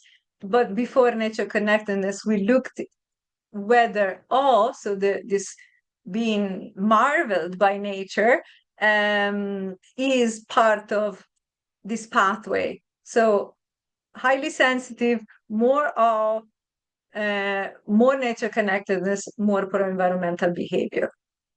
So the first, we verified that O is a mediator between being highly sensitive, so level of sensitivity, not being highly sensitive, and connectedness with nature. Interestingly enough, O is also linked to more pro-social behavior in some studies. And then we looked at both nature connectedness and consideration of future consequences as potential moderators, mediators for between sensitivity and pro-environmental behavior.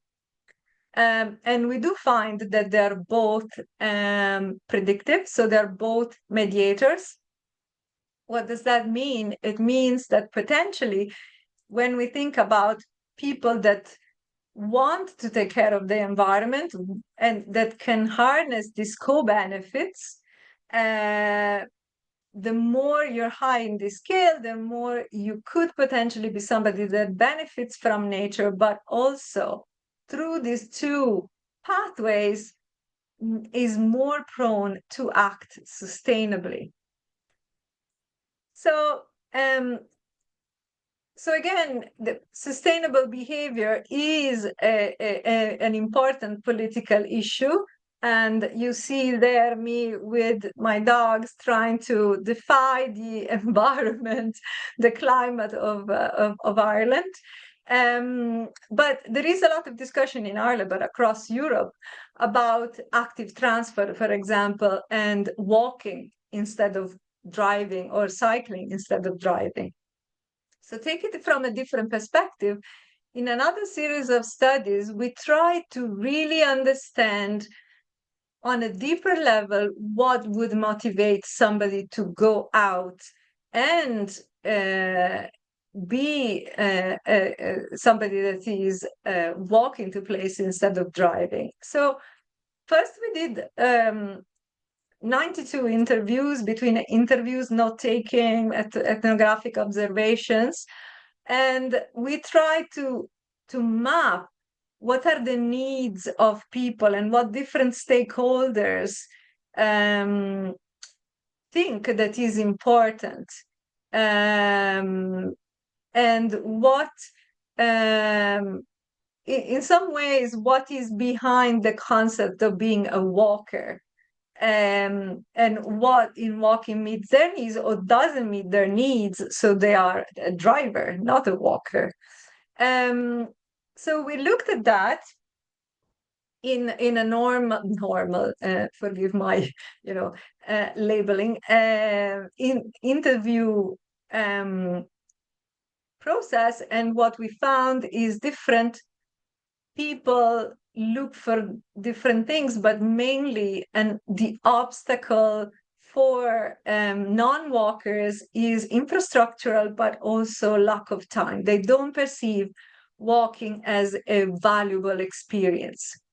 So then our postdoc, Carolina, who is an architect with a background in performance arts, tried to design a game in which she really wanted to understand this deep interaction with the environment. So when I go out walking or I don't go out walking, what happens, and what are my motivations? So she designed this game that she called Imaginative Walks, and it makes you, the game asks you to pick a place. So this is, she ran it in a conference, so she picked somewhere around the conference site, and then you use these cards to try to see yourself in the environment, but you imagine the environment in a different way and write down keywords on what is your experience and what you find pleasant and unpleasant, or motivating or non-motivating. So it's an interesting way to change the framework of trying to see how we perceive the environment. And interestingly enough, in a way, then she consolidates this in concepts, in words that are so she has these different cards. What if you could change everything? What if you could be invisible in that environment? What if you could imagine something totally different? What hidden treasures you could see, or how does that make you feel? And then she consolidates this in different concepts. So, for example, it's transformation, is conquest, is breaking barriers, is responsibility. So we haven't analyzed properly the data yet, but I think this is interesting because it goes one layer deeper into what it really could mean for me to be in that environment and how I can conceptualize that. And we are interested in also seeing how technology can facilitate this to make walking a more interesting experience. But I suppose my final comment is in terms of what concepts are, how these experiences are captured in concepts, and how do they shape, for example, our attitudes to new concepts like co-benefits, like re-greening, that are now becoming part of our vocabulary. But that's a question for you. And yeah, and thank you very much to all my collaborators in my lab, in other labs that collaborate with us. And yeah, thank you very much. Thank you, Anna, for the very interesting presentation. Is there any question from YouTube or Giacomo? I have a question. Many thanks, Annalisa, for this presentation. I can see that you use in your study some psychometric tools. I would like to ask you if this approach has also clinical implication for specific clinical population, such as psychiatric patients. In Italy, bona fide, this approach is applicated, but not from an experimental point of view. Yeah, thank you for your question. So the way I see this trait, although it has, the scale has psychometric properties and, all the rest that goes with it, with the scale, but I see it as an interesting way for people to capture and tell us the way they feel they are. And in fact, people have a very positive approach to the scale. So when you tell them, oh, this is your result on this scale, they're like, oh, that's really interesting. And I haven't thought about it. Oh, yes, that's finally what, what I consolidates my own view of myself. So I think it's a scale not in the I measure you, but this is a tool for you to understand yourself, which is what I like. So, and there is interesting a side topic on gender, because we have done a couple of studies on toxic masculinity and how much you describe yourself as highly sensitive or not, but that's I can talk about it another time. But this correlates, so it correlates with, for example, being autistic, with ADHD, even in our studies that we're doing. But interestingly, I think is not a label that is imposed on the person. For example, speaking with our studies that we are conducting came from the fact that the clinician said, people are coming to me and they want to be, not they want to be, but they want to use this to explain the way they are. So I think from that perspective, I'm quite confident that is not a branding of people, but is a tool for people to help others to understand the way they see the world and they experience the world. So yes, it has clinical implications, but I think they are driven from the person. Thank you so much. Other questions? I have a couple of curiosities, very interesting talk. So you found this relationship between connectedness with the nature and, I don't remember, animal attitude scale. And I was wondering whether, what do you mean with, I don't know this scale, so, but animal attitude can be quite different. For example, in the last years, pets are people have very often pets, etc. But that doesn't necessarily mean to want animals to be respected and to accept that animals have to be wild. So I was wondering whether, yeah, this is just a curiosity. And another question I would have, for example, when people have shown that there is an advantage when you show a natural environment compared, for example, to a city or an urban environment, to what extent the number of elements that appears is controlled?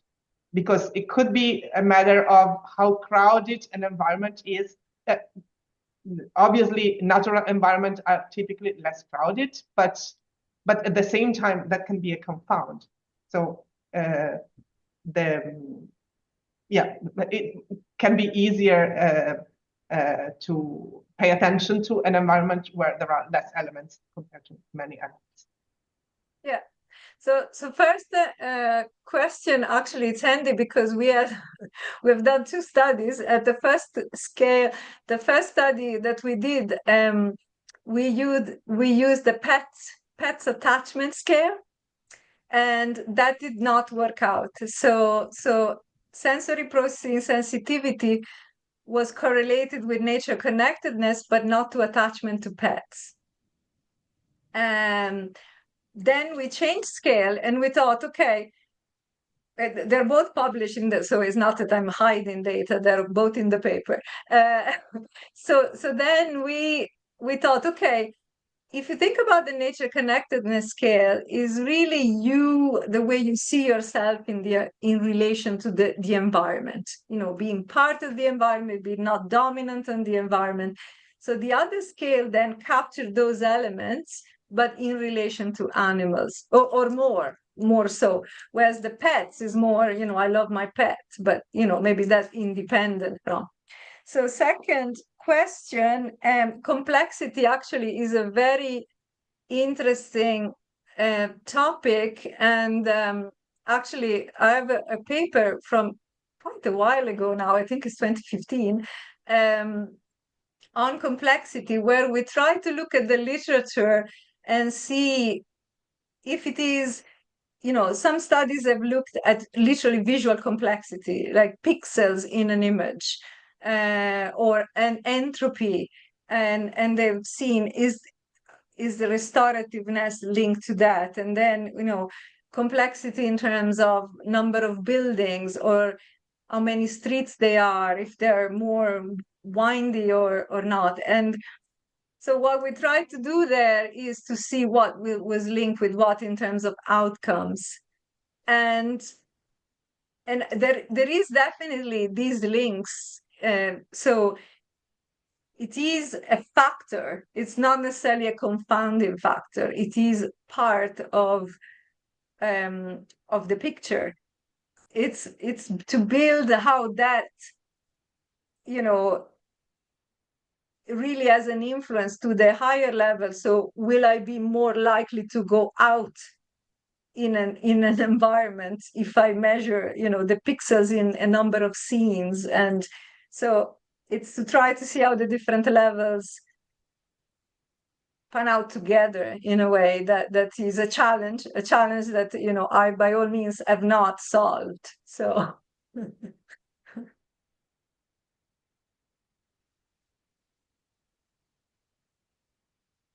you're on mute. One question from YouTube, from Ilenia Falcinelli. Thank you, Annalisa, for the beautiful presentation. Your talk made me think about the potential positive benefits walking on nature might have on the level of concreteness we attribute to the climate change problem. That is what I am working on. And thus on our likeliness to implement pro-environmental behaviors. I was thinking that walking on in nature can operate as a positive training procedure, not only in order to reduce stress and restore attention and so on, but it can also increase pro-environmental behaviors with abstractness having somehow a role. To provide an example, I imagine that having the possibility to frequently walk on nature, experiencing it through multiple senses and the body, might increase the sense of concreteness we attribute to climate change. And this might better motivate people to positively act towards the natural environment. He continues, I was wondering what you think about this, and also in your opinion, which role personal characteristics such as environmental sensitivity might have in mediating and modulating this relationship. And thank you very much. Yeah, absolutely. I think there are studies that have shown this link. I think what you're arguing, that is the concreteness or abstractness of concept, is a potential sort of a pathway, is a potential mediator or moderator. And I don't think that has been tested. I don't know. But I think it's a very interesting question. So there is definitely a link between these two, but if it goes through concepts and how you think about these things is a very interesting question. And I think it will be modulated by things like sensory sensitivity, because the way I then, if you bring me out in an intervention, to put me more in contact with nature, the way I experience that and the way I shape the way I think about things, I think will be different. Okay. Thank you so much. So thank you for being here. Thank you so much. Very interesting. And let me introduce Gary Lupyan. Gary is professor of psychology and affiliate professor of philosophy at the University of Wisconsin-Madison. He earned his PhD from Carnegie Mellon University, working with Jay McClelland, and did postdoctoral work at Cornell University and University of Pennsylvania in cognitive science and cognitive neuroscience. His main line of work is on how language structures human cognition, including what we may be learning from language. And so, Gary, I leave you the floor. Thank you so much for being here.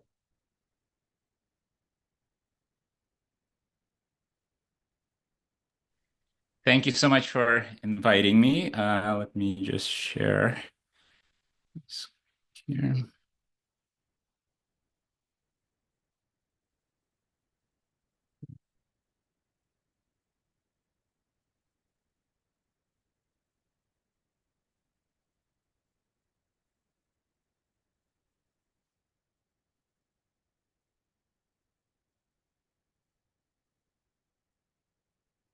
Just move some windows so that I can see folks if on Zoom, if you want to turn your cameras on.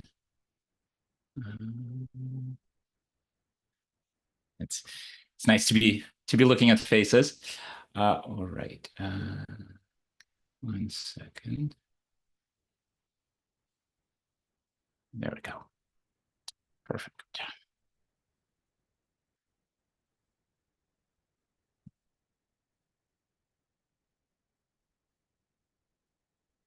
Okay, the question I want to start with is an old one. What comes first, the concept or the word? So here's one kind of commonsensical view.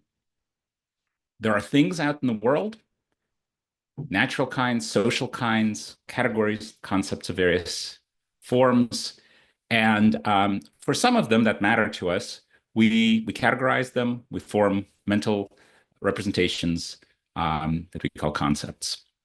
And then for a subset of those that are especially useful for communication, we culturally come up with names. So we have a concept of dog, and to the extent that it's useful to talk about dogs and distinguish them from other animals, we come up with a simple label.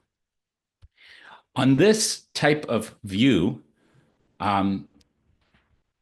our language is seen as Peggy Lee and Lila Gleitman have it in this quote, a mapping from a pre-existing conceptual space. As they very pithily put it, humans invent words that label their concepts.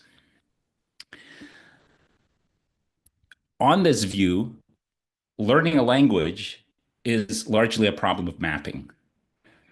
The child has certain mental representations, and labels just map on to those representations.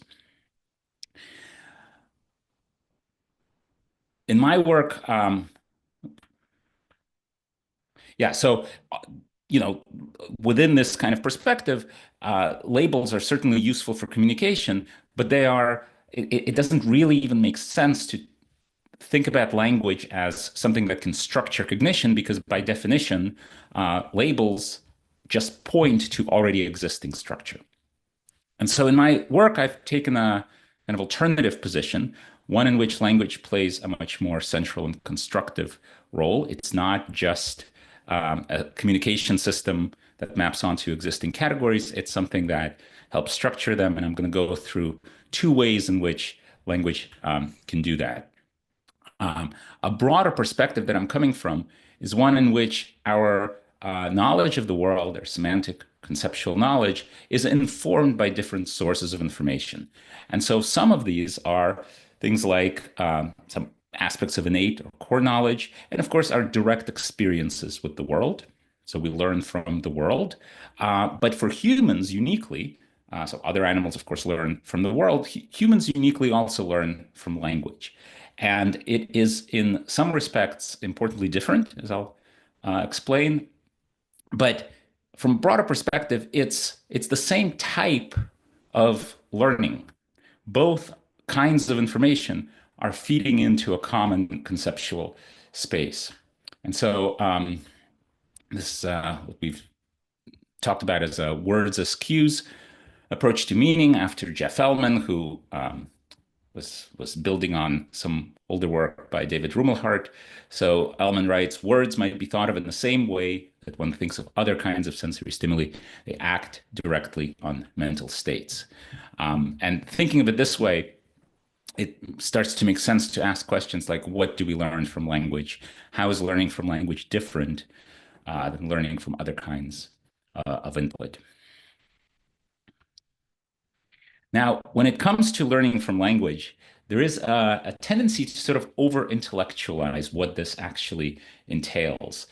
So we think, sometimes I've gotten this input from people, of course you learn lots of things from reading, from formal instruction. You learn, specific facts. You learn procedures, right? And you learn things that you can learn directly, like which mushrooms are poisonous, but language allows you to learn this without having to undergo your own trial and error. And all of this is true and not especially surprising. The kind of learning I'm going to talk about is, I think, more fundamental and more surprising. The first is that I'm going to argue, following this view from Steve Levinson, that language provides us with some of our cognitive chunks. So the structures that form our categories are not just found as is in the world, but are constructed and to some extent are constructed by language. And so here Levinson is speculating that even for cases of formal equivalence, like 100 is literally 10 tens, but having a word like 100 is a more efficient cognitive chunk. And so it might matter whether, as part of learning your language, you are expected to learn a word like 100 or ont, even though you can just express what might seem like the same meaning in a more roundabout way. And so the first question I want to ask is whether easier to name things really make for better cognitive chunks. And the domain I'll use for answering this question is color. So here are some colors. The top ones are easy to name. The bottom ones are harder to name. If you give these to people in a totally free naming task, you have where you can say anything at all. You have quite a bit of agreement that the top ones are orange, red, blue, and brown. For the ones on the bottom, people can, of course, distinguish them just fine from one another, but there aren't really agreed on names. And so even this is clearly not gray, but it turns out to be the modal name because people have all kinds of different terms for this. Okay, so does that difference matter? Obviously, it matters for communication. It's good. By definition, it's harder to agree on what to call it. So if you have to name it, you're going to have more success here than here. Does it matter for something, for tasks where you don't have to communicate any information at all? I'll get to that later. Okay, so here's the task. Participants see these sorts of color wheels that are made of 3 colors, and they have to decide whether that's an example of category A or category B. They drag it into the left or the right box, and they get feedback. They're told whether it's correct or not, and then they go on to the next trial. So standard supervised learning categorization task. The distinction between the categories is based on a very simple rule, which when you see all the stimuli together, it's pretty obvious what the rule is. So category A is just determined by whether it has a red patch, B brown. It's all counterbalanced, of course. And then here, for the low nameability conditions, the same logic, but the categories are the parts are harder to name. And what you see is that it makes a really big difference. People, when trying to learn this easier to name categories that are composed of easier to name parts, do much better. We write in the paper that it's most consistent with the easier to name colors being more amenable to hypothesizing. So it's people, this is an explicit process. People know there's some rule, they're trying to figure it out.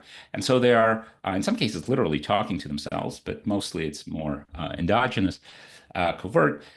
They're asking, is it about the, redness, the purpleness, having both a purple and a red?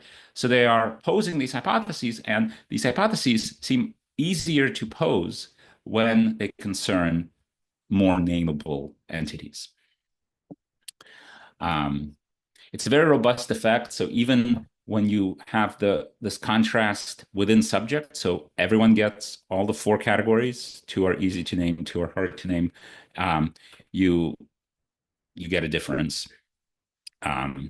So it's quite robust, and it's not just the color thing. So colors are nice in some respects, but we can't control for all differences. So there are exception of pink. There aren't really easy to name in English, easy to name colors that are less saturated, but we can replicate it in this domain of these tangram shapes that do allow for perfect low-level control. So in this configuration, these shapes, it's shapes made of these little triangles, are relatively nameable. Okay, and we can just turn them upside down to form less nameable shapes, and we repeat the experiment with these shapes and get the same result. Okay.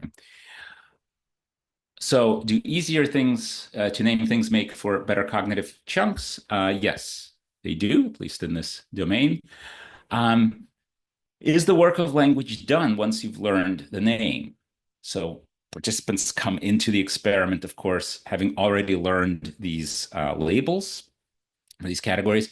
And as background, the evidence does seem to suggest that in the absence of language, people do not learn categorical color representations that are convergent within the community. So language is doing, when it comes to color categories, language is doing, in the human case, a lot of the driving here.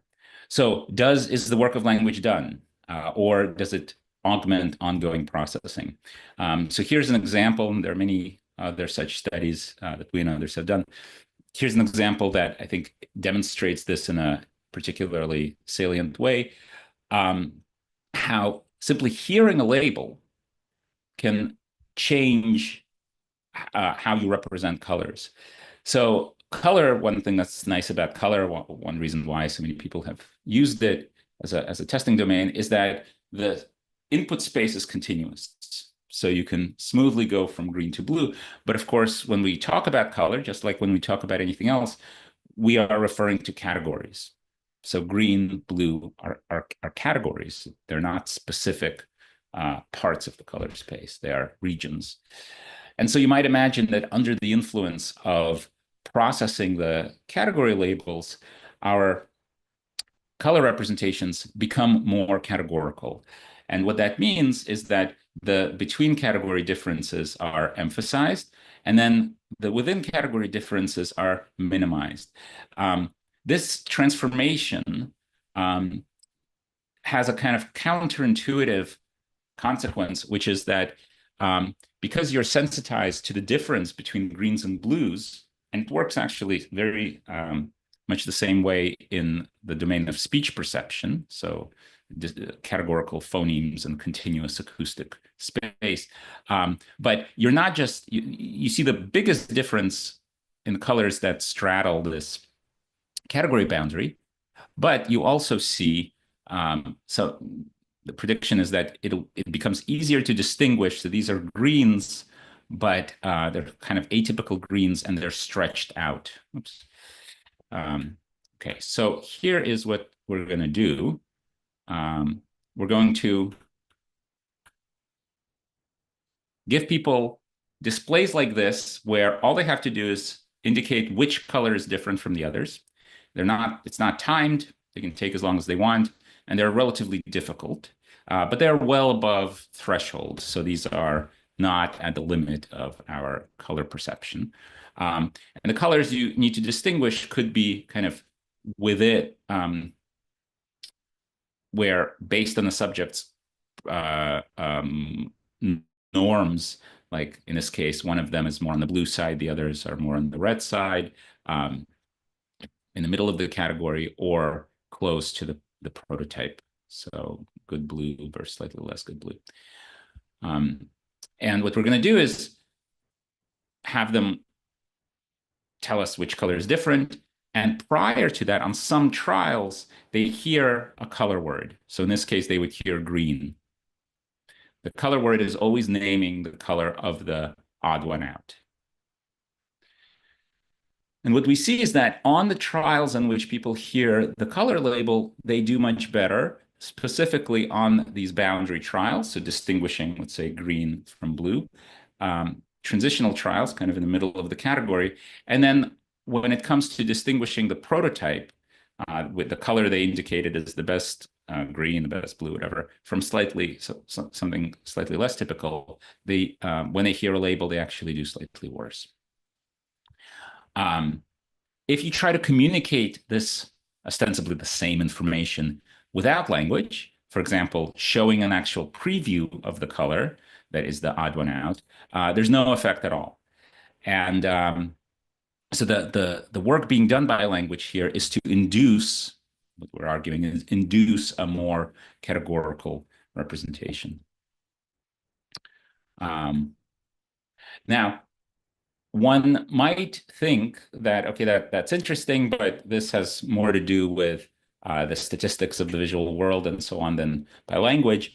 And one data point that suggests that there's more to it than that is that there are quite large differences between languages in which colors are nameable. So if we compare, for example, the English naming system to color naming system in Lao, it's not that, oh, English has whatever 6 basic color categories, however many, and Lao has fewer. It's that larger parts of the color space are don't have conventional labels in Lao.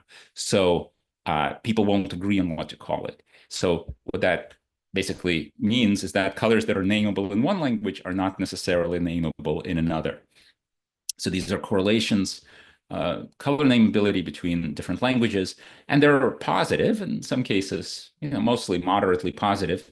So it's not anything goes. There are many constraints on naming systems, but they're not especially high either. And so again, one consequence of this finding is that to the extent that nameability matters, and it's easier to refer to some parts of the color space in conventional categorical way, some different languages are giving speakers different resources for doing that. Okay, so our vocabulary provides us with these cognitive chunks, such as colors, and the same logic, I would argue, applies to other things, including concrete labels for things like dog and cat. We've shown that even though you might say, well, these things just exist in categorical form, there's a category we created of cars, or that exists naturally, of dogs, and organisms can learn that category with or without labels. The difference is that the labels provide you with a categorical way of activating that information. And so hearing the word car or dog makes you a better car or dog detector. Makes it easier to distinguish it from other categories, even if language isn't the only way of learning that difference. And so language kind of provides a categorical overlay over the world of percepts.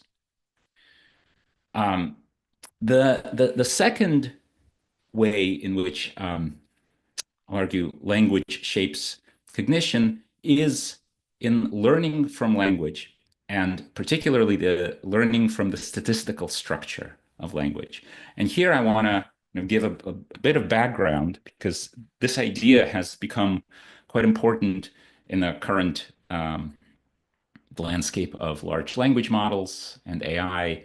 And I want to make sure that everyone is kind of aware of, although the recent breakthroughs are indeed recent, the underlying kind of intellectual roots of these ideas go much farther, and they've been in the making for a long time. And so Anna mentioned I was a student of Jay McClellan's, who was one of the pioneers of connectionism. Another pioneer was Jeff Ellman, and I think his work in particular is more central to this part of the story. So in 1990, Jeff published what's become a seminal paper called Finding Structure in Time. And in this paper, he introduced the simple recurrent network. This, by modern standards, very simple artificial neural network in which you feed in units. They could be units of anything. And the network's job is to predict what comes next.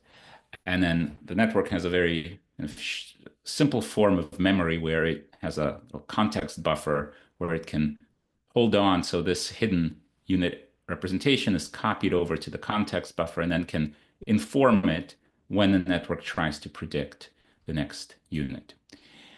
So given token n, predict n+1. That's the only thing it's trying to do. So it's a self-supervised network in that the supervision, the teaching signal, comes from the input itself, because all you have to do to know if your prediction was correct or not is just wait until the next time step. The very first simulation in this paper concerned discovering the units that we might call words. And so he wrote, rarely is it asked how a language learner knows when to begin or why these entities exist. These notions are often assumed to be innate, but clearly they're, when it comes to words of a language, every language has different units, different words. So how does a learner know which units are the words? And it turns out that this architecture provides a very simple way of figuring out what those units are by trying to predict which, in this case, the tokens are letters. It's being fed letter strings. So many years ago, okay, boy, right? And so the network is trying to, this is the y-axis here is the error, prediction error, and the x-axis is time. And so to the extent that it's seen this word before, it's able to predict better and better, oh, okay, this is many, I've seen this before. But then to the extent that the next word is unpredictable, the error shoots up. And so all you have to do to figure out where the word boundaries are is monitor for these sharp increases in error, and problem solved. Now, this would be quite interesting on its own. It became even more interesting when my colleague Jenny Safran and others found that 8-month-old infants use something very similar to this process to figure out what the words of their language are. They're using error-driven statistical learning and predicting, seem to predict what comes next. The more interesting parts, and that 1990 paper already laid the groundwork for it, is what happens when the units, now that we figured out what the units, the word units are, we can keep going. So now we use words as our tokens, and given word n, we try to predict the next word.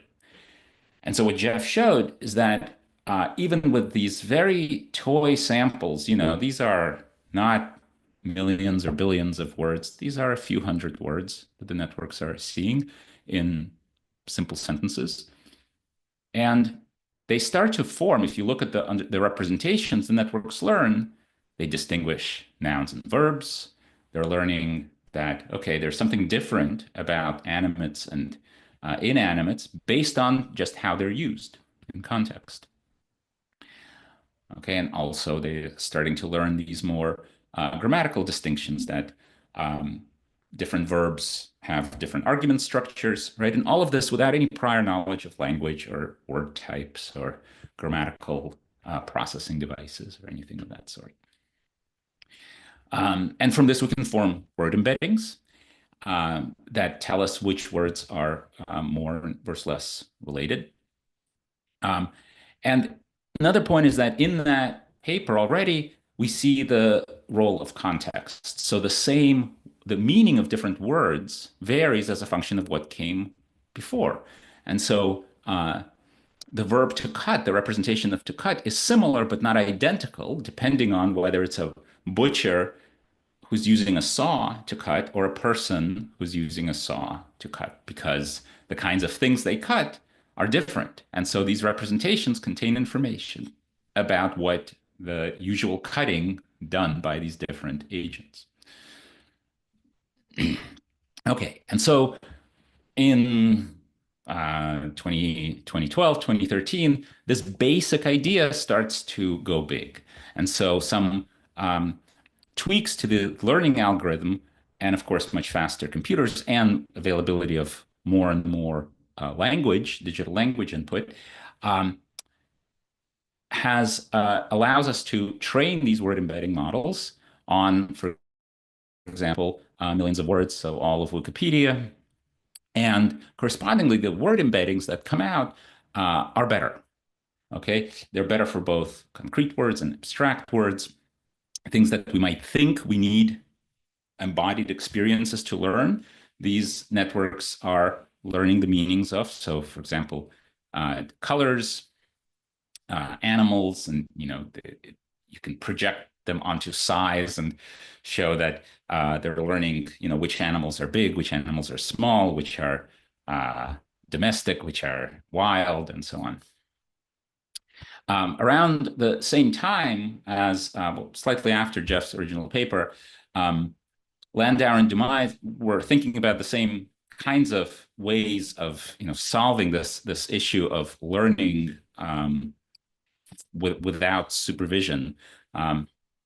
And they also stumbled, using a somewhat different technique, on a similar type of solution.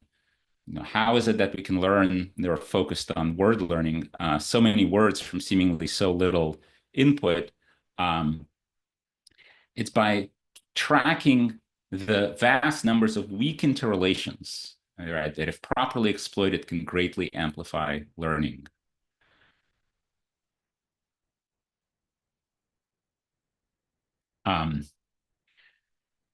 And so in this earlier work, there are already glimmers of this idea that maybe this is not just about learning language, but also learning about the world. And so some of the papers, the most interesting papers that came out of this now, ancient seeming technology of word embedding models, is that they're not just learning aspects of language, they're learning about aspects of our social reality. And so this paper in Science looked at these very, very simple word embedding models, showing that they become, with training, sensitive to, so what's plotted here is the percentage of workers in occupation. So these are different occupations who are women based on census data, like labor statistics. data, and the strength of the association of the occupation word, so philosopher, engineer, nurse, doctor, lawyer, and so on, this is in English, with words like man, boy, male, and woman, girl, female, okay? And so you can see it's a very strong association. So the models are learning which occupations are typically in male contexts, typically in female contexts. We extended this work by looking across languages, hypothesizing that, well, these labor statistics are different in different languages, but we weren't just interested in labor statistics, we were interested in people's, what people learn compared to what the models learn. And there are kind of implicit associations between various terms and genders.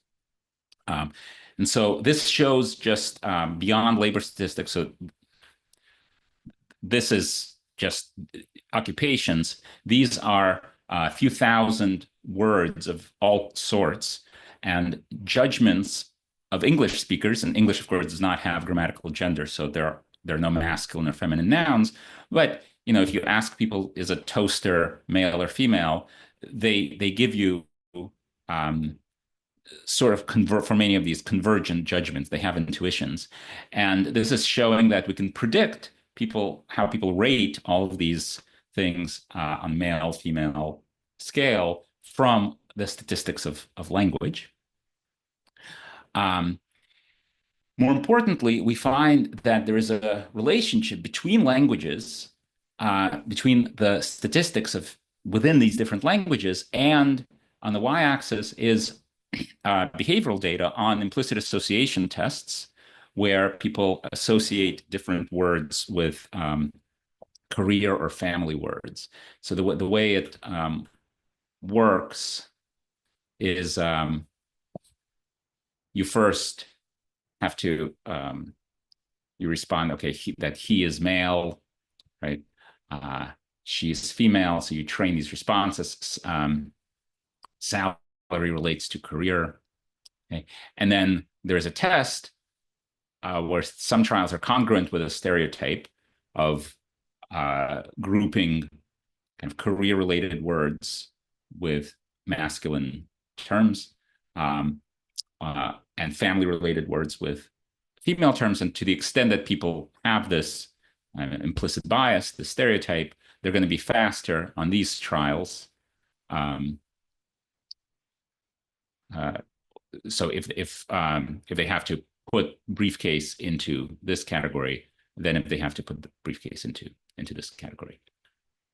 So overall, everyone, these are millions of, well, 500,000 people from Project Implicit, shows this effect, but there is a spread to different amounts.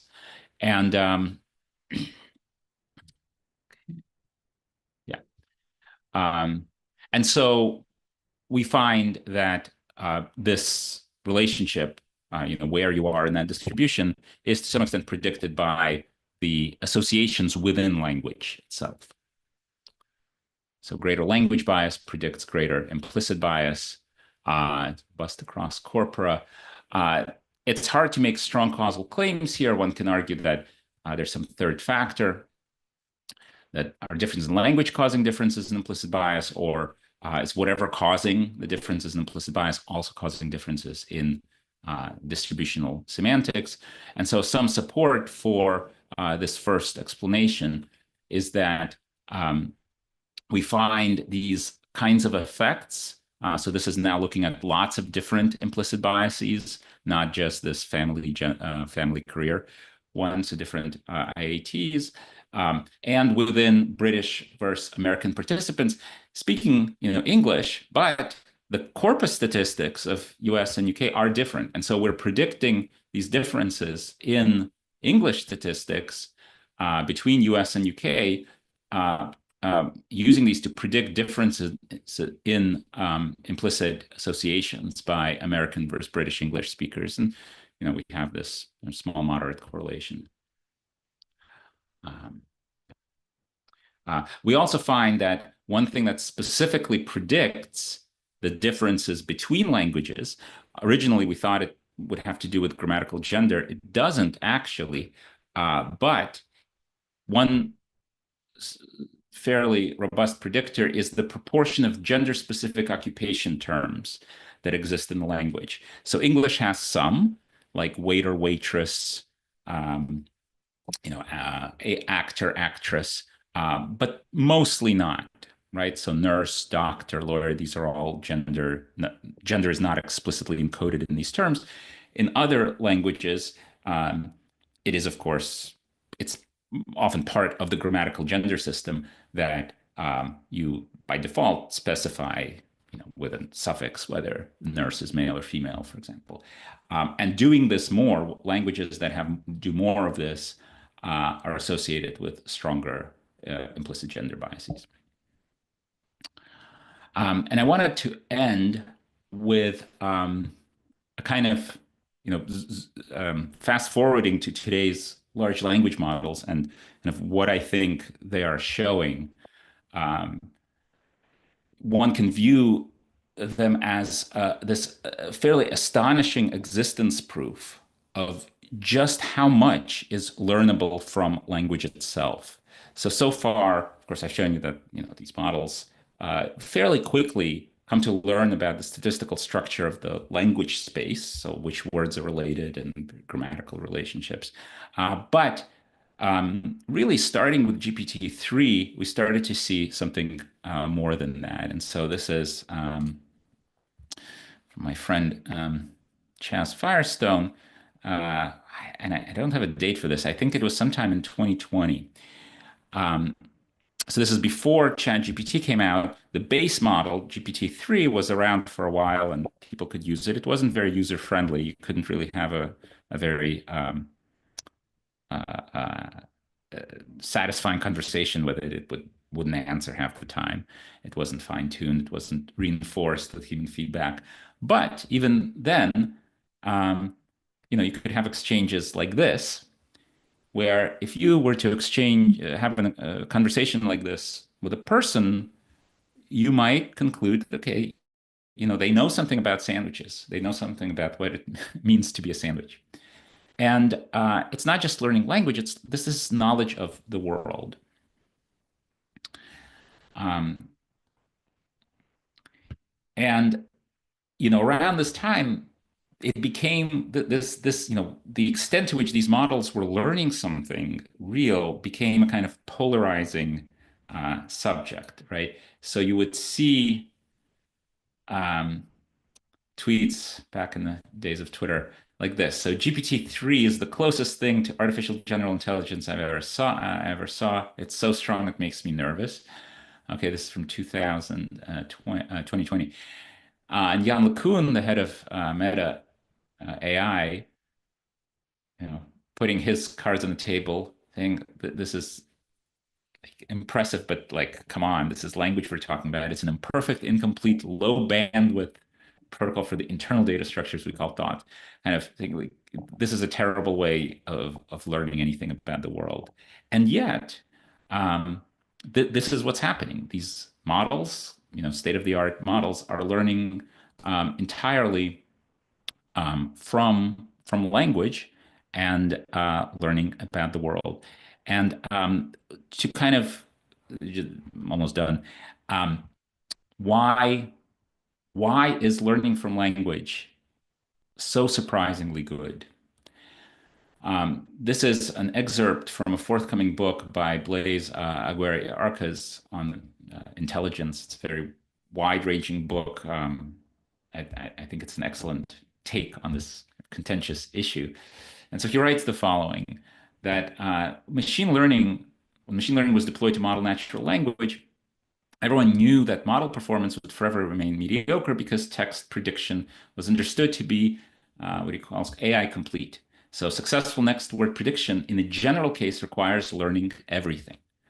Okay, what does that mean? Well, to answer these questions, okay, you have to learn the underlying knowledge, right? So you have to learn that, knocking water over a keyboard, makes the keyboard get wet or breaks it, right? You have to be able to do, in some cases, some math. okay, mental states, okay? And so what looks like a single narrow language task predicting the next word turns out to contain all tasks, or at least all tasks that can be done at a keyboard. It seemed like this could never work. That it, improving next word prediction in the hopes of getting something like intelligence is like trying to reach the moon by climbing a tall enough tree. But this is what seems to have happened. Going in the other direction, training a really good next word predictor seems to have produced a more general form of intelligence because it was being forced to solve such different kinds of word completion problems. And to do that required learning these more abstract underlying models. Okay, so I've argued language is not just a mapping, it's a teacher. Having a word for something matters. And I'm happy to talk in more detail about this if folks are interested. The one difference from learning from language is that the currency of language are categories and abstractions. And so language provides a very effective kind of input to learning these more abstract categorical representations. And what we're seeing now are the sort of kind of surprising consequences of this at scale when you have models that can't really yet at least interact with the world, learn from the world directly, getting all of their input mediated through language, and yet kind of reverse engineering a lot of the world structure that seems to have become embedded in language itself. Thanks. Thank you so much, Gary. It was really enlightening. I agreed with most of what you said, but let me see if is there any question from YouTube or from people here? Maybe I can start with a question. So one argument so basically, if I understood well, you make two main arguments. First, language helps you chunk information on one side. On the other side, you presented the importance of statistical learning and the importance of prediction. So one objection that some people coming from, for example, from embodied literature or so might have is that in the second case, that statistical learning is somehow passive. So you are exposed to information.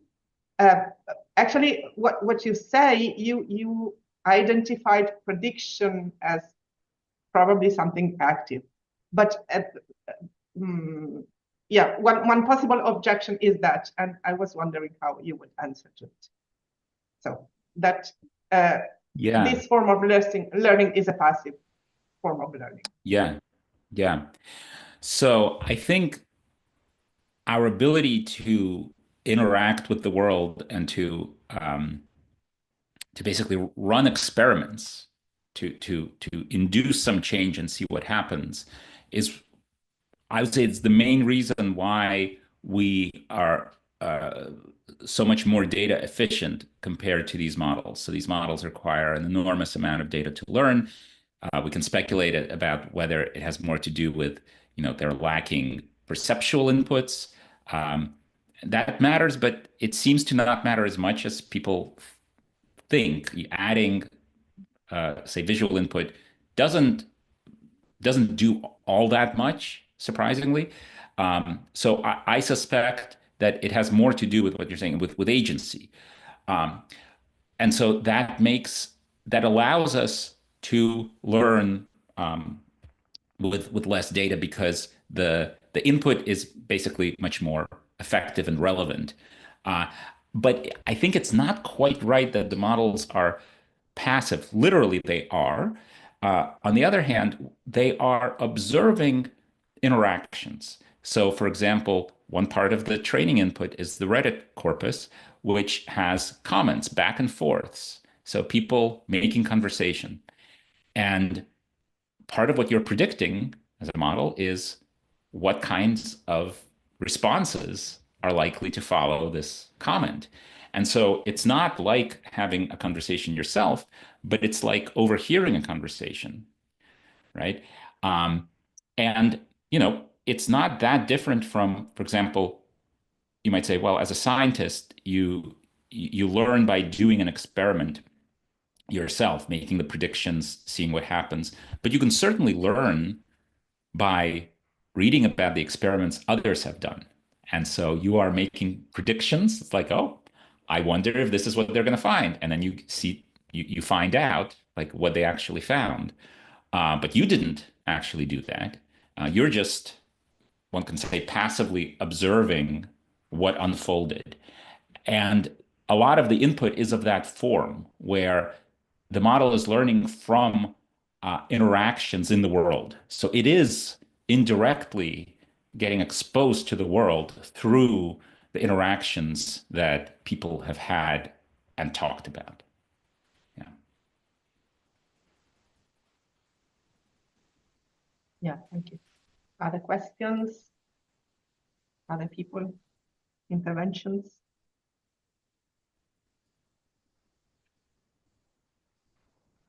So yeah,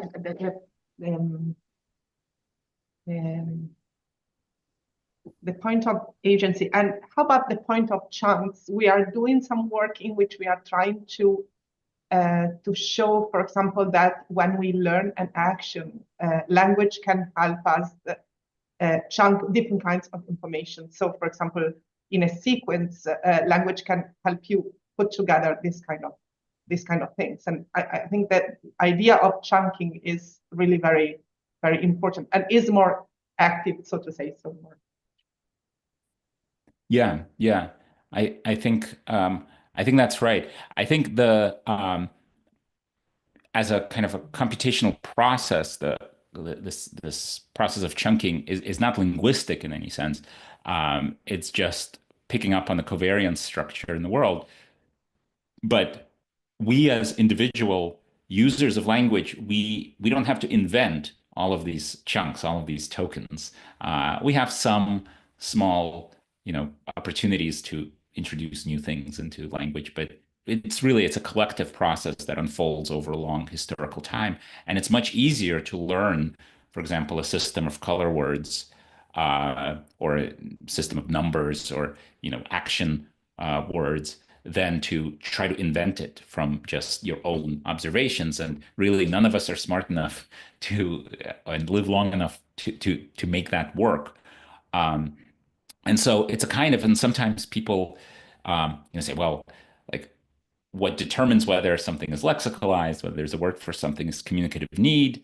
So if you need to talk about something, you come up with words for it, and that's true. But as individuals, we're mostly the beneficiaries of this. We don't get to decide what is communicatively important. We are, to some extent, kind of limited by, at least, like, we can reuse, recombine, but it's, if you think that a new basic color term would be useful, you can't on your own change the language. And so what happens, it's kind of, as Steve Levinson points out in that quote, as in the course of learning a language, we can, of course, later specialize in different things and become, connoisseurs of whatever and learn specialized vocabulary. But at the very least, you learn the basic vocabulary of the language, and that ensures that kind of everyone in the speech community is aligning on at least those chunks. Thank you. Matteo, you have a question? Yes, I have a question. Thank you so much. I'm not a cognitive scientist. I'm a social and political philosopher. So maybe my questions sound naive to you. But No. I mean, I'm very interested on the consequences of what you said on let's call it conceptual activism, so to speak, or linguistic activism, the idea that we should improve our vocabulary. Because my impression is that from a political point of view, I'm not talking about cognitive scientists, this kind of linguistic conceptual activism is based on single words. We shouldn't use this word, we should invent or use new word because we have conceptual needs and so on. But if I understand you correctly, from your standpoint, it's very unlikely that people can do this kind of activism in which they change single words, introduce new words, or they stop using single words, and this has significant political and social outcomes, because you have significant social and political outcomes when this chunk that you mentioned change. But if I understand correctly, you think that it's a collective process, but a very slow one, okay? So does your theory implies a kind of skepticism towards this kind of linguistic and conceptual activism, which is mainly based on word and on human agency when it comes to introduce and change a word? Does it make sense? Yes, it makes perfect sense. It's a great question. Yes, I think it speaks against a certain, a very naive form of this kind of intervention. So, let's replace this word with this other word. Because often what matters is the network, right? It's the network of associations the word has. And so if you now introduce this new word, but it's used in all the same contexts, then, maybe there's a short period of time. And you can, of course, have top-down control over the thing. So, conventions of different news outlets, publications, right? They can sort of do it by fiat and say, okay, this is the term we're using from now on. And that changes the language that people are exposed to. So in the US, 3-4 years ago, there's this whole thing about, do you capitalize words like white and black when referring to these categories? And different news outlets, do it differently. It's very noticeable. And then, of course, terms for like homeless, illegal immigrant, right? Homeless versus unhoused. So the naive kind of thing that I think should be treated with skepticism is that, there is kind of meaning inherent in the word itself. So you change the word and, okay, problem solved. So that, I think, is probably not very effective. On the other hand, to the extent that we're learning, like I was showing with these gender associations, we're learning from the statistics.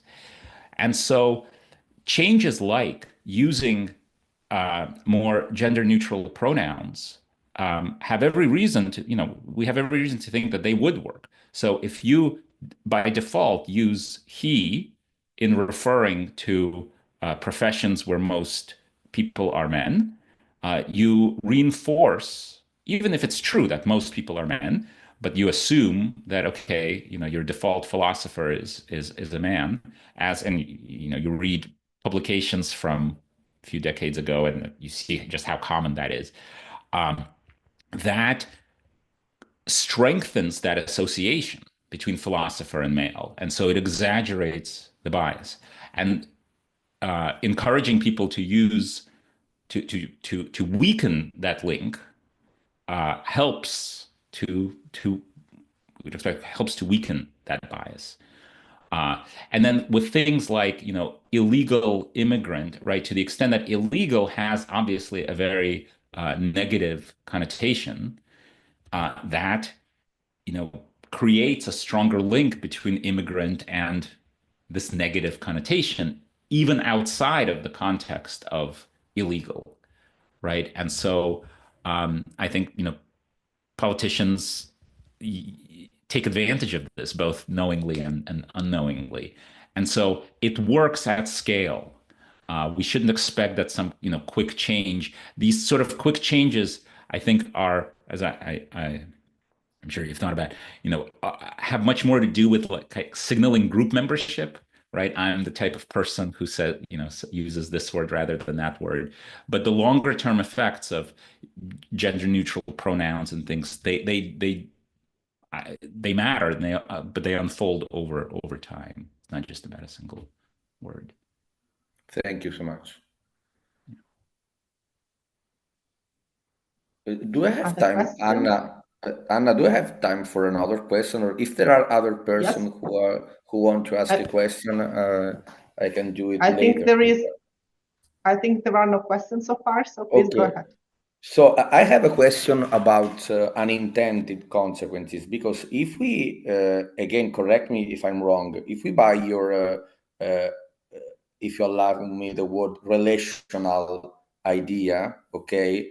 So, I mean, what matters is the relationship between different terms or different set of terms. So it might be that if you do this kind of activism only focusing on single word, maybe you don't have no idea about what consequences will you have on the level of relationship, because you have this holistic model, you know what I mean? So the fact that you focus only on single word is not just naive in the sense that you said before, either naive or it just serves another purpose, which is group identification, which is a totally legitimate issue from if you ask me. But if you think that you can change language and reality by focusing only on single word, I have the impression that you are exposed also to bad consequences when it comes to unintended consequences, because you're just working on single word, but you don't have any idea about the relationship. So this might have also negative do you know? Do you get what I mean? And does it make sense? I understand exactly what you mean. Yeah, and it would be. It's not something that we've worked on ourselves, but yes, it. Changing, this is a network, and changing one part of the network has consequences for other parts. And I think it's important, an important project to try to map those out and understand how this works. Just as one example, something that some work I'm doing with a student now has been looking, simple idea, but looking at some of the more interesting consequences. When you learn a new word, you often learn it in the service of making some contrast. And so, for example, a word like expat. Okay, so what is an expat? Well, it's someone who is not living in the country, right? But how is that different? Is that in contrast with a refugee, with an immigrant, with a native-born person? And so, for many people, expat has the connotation of like someone who sort of is more wealthy and like left by choice, right? But if you learn it in context with someone who's native born, right, then the meaning becomes more about like, where are you from, not anything about how much money you have. And so by manipulating the contrast, so are you learning that A is not a B, or are you learning that A is not a C? That can change the meaning of A and these more connotative meanings. And I think what you're saying is sort of further downstream. Okay, how does that change the relationship between A and D if you learn that A is not a C or A is not a B? And I think in many cases it does, and it's something that we should be studying. Thank you so much. Thank you. So I think it's over. Thank you so much, Gary, for the presentation, and I leave the floor to Matteo to conclude the conference. Thank you. And I'm sorry I couldn't join earlier, because I'm actually on Pacific time, so it's 2 hours even earlier. And I mean, I'm just. I think I can speak on behalf of the whole organizing committee. That has been really a great workshop. I think we really learned a lot.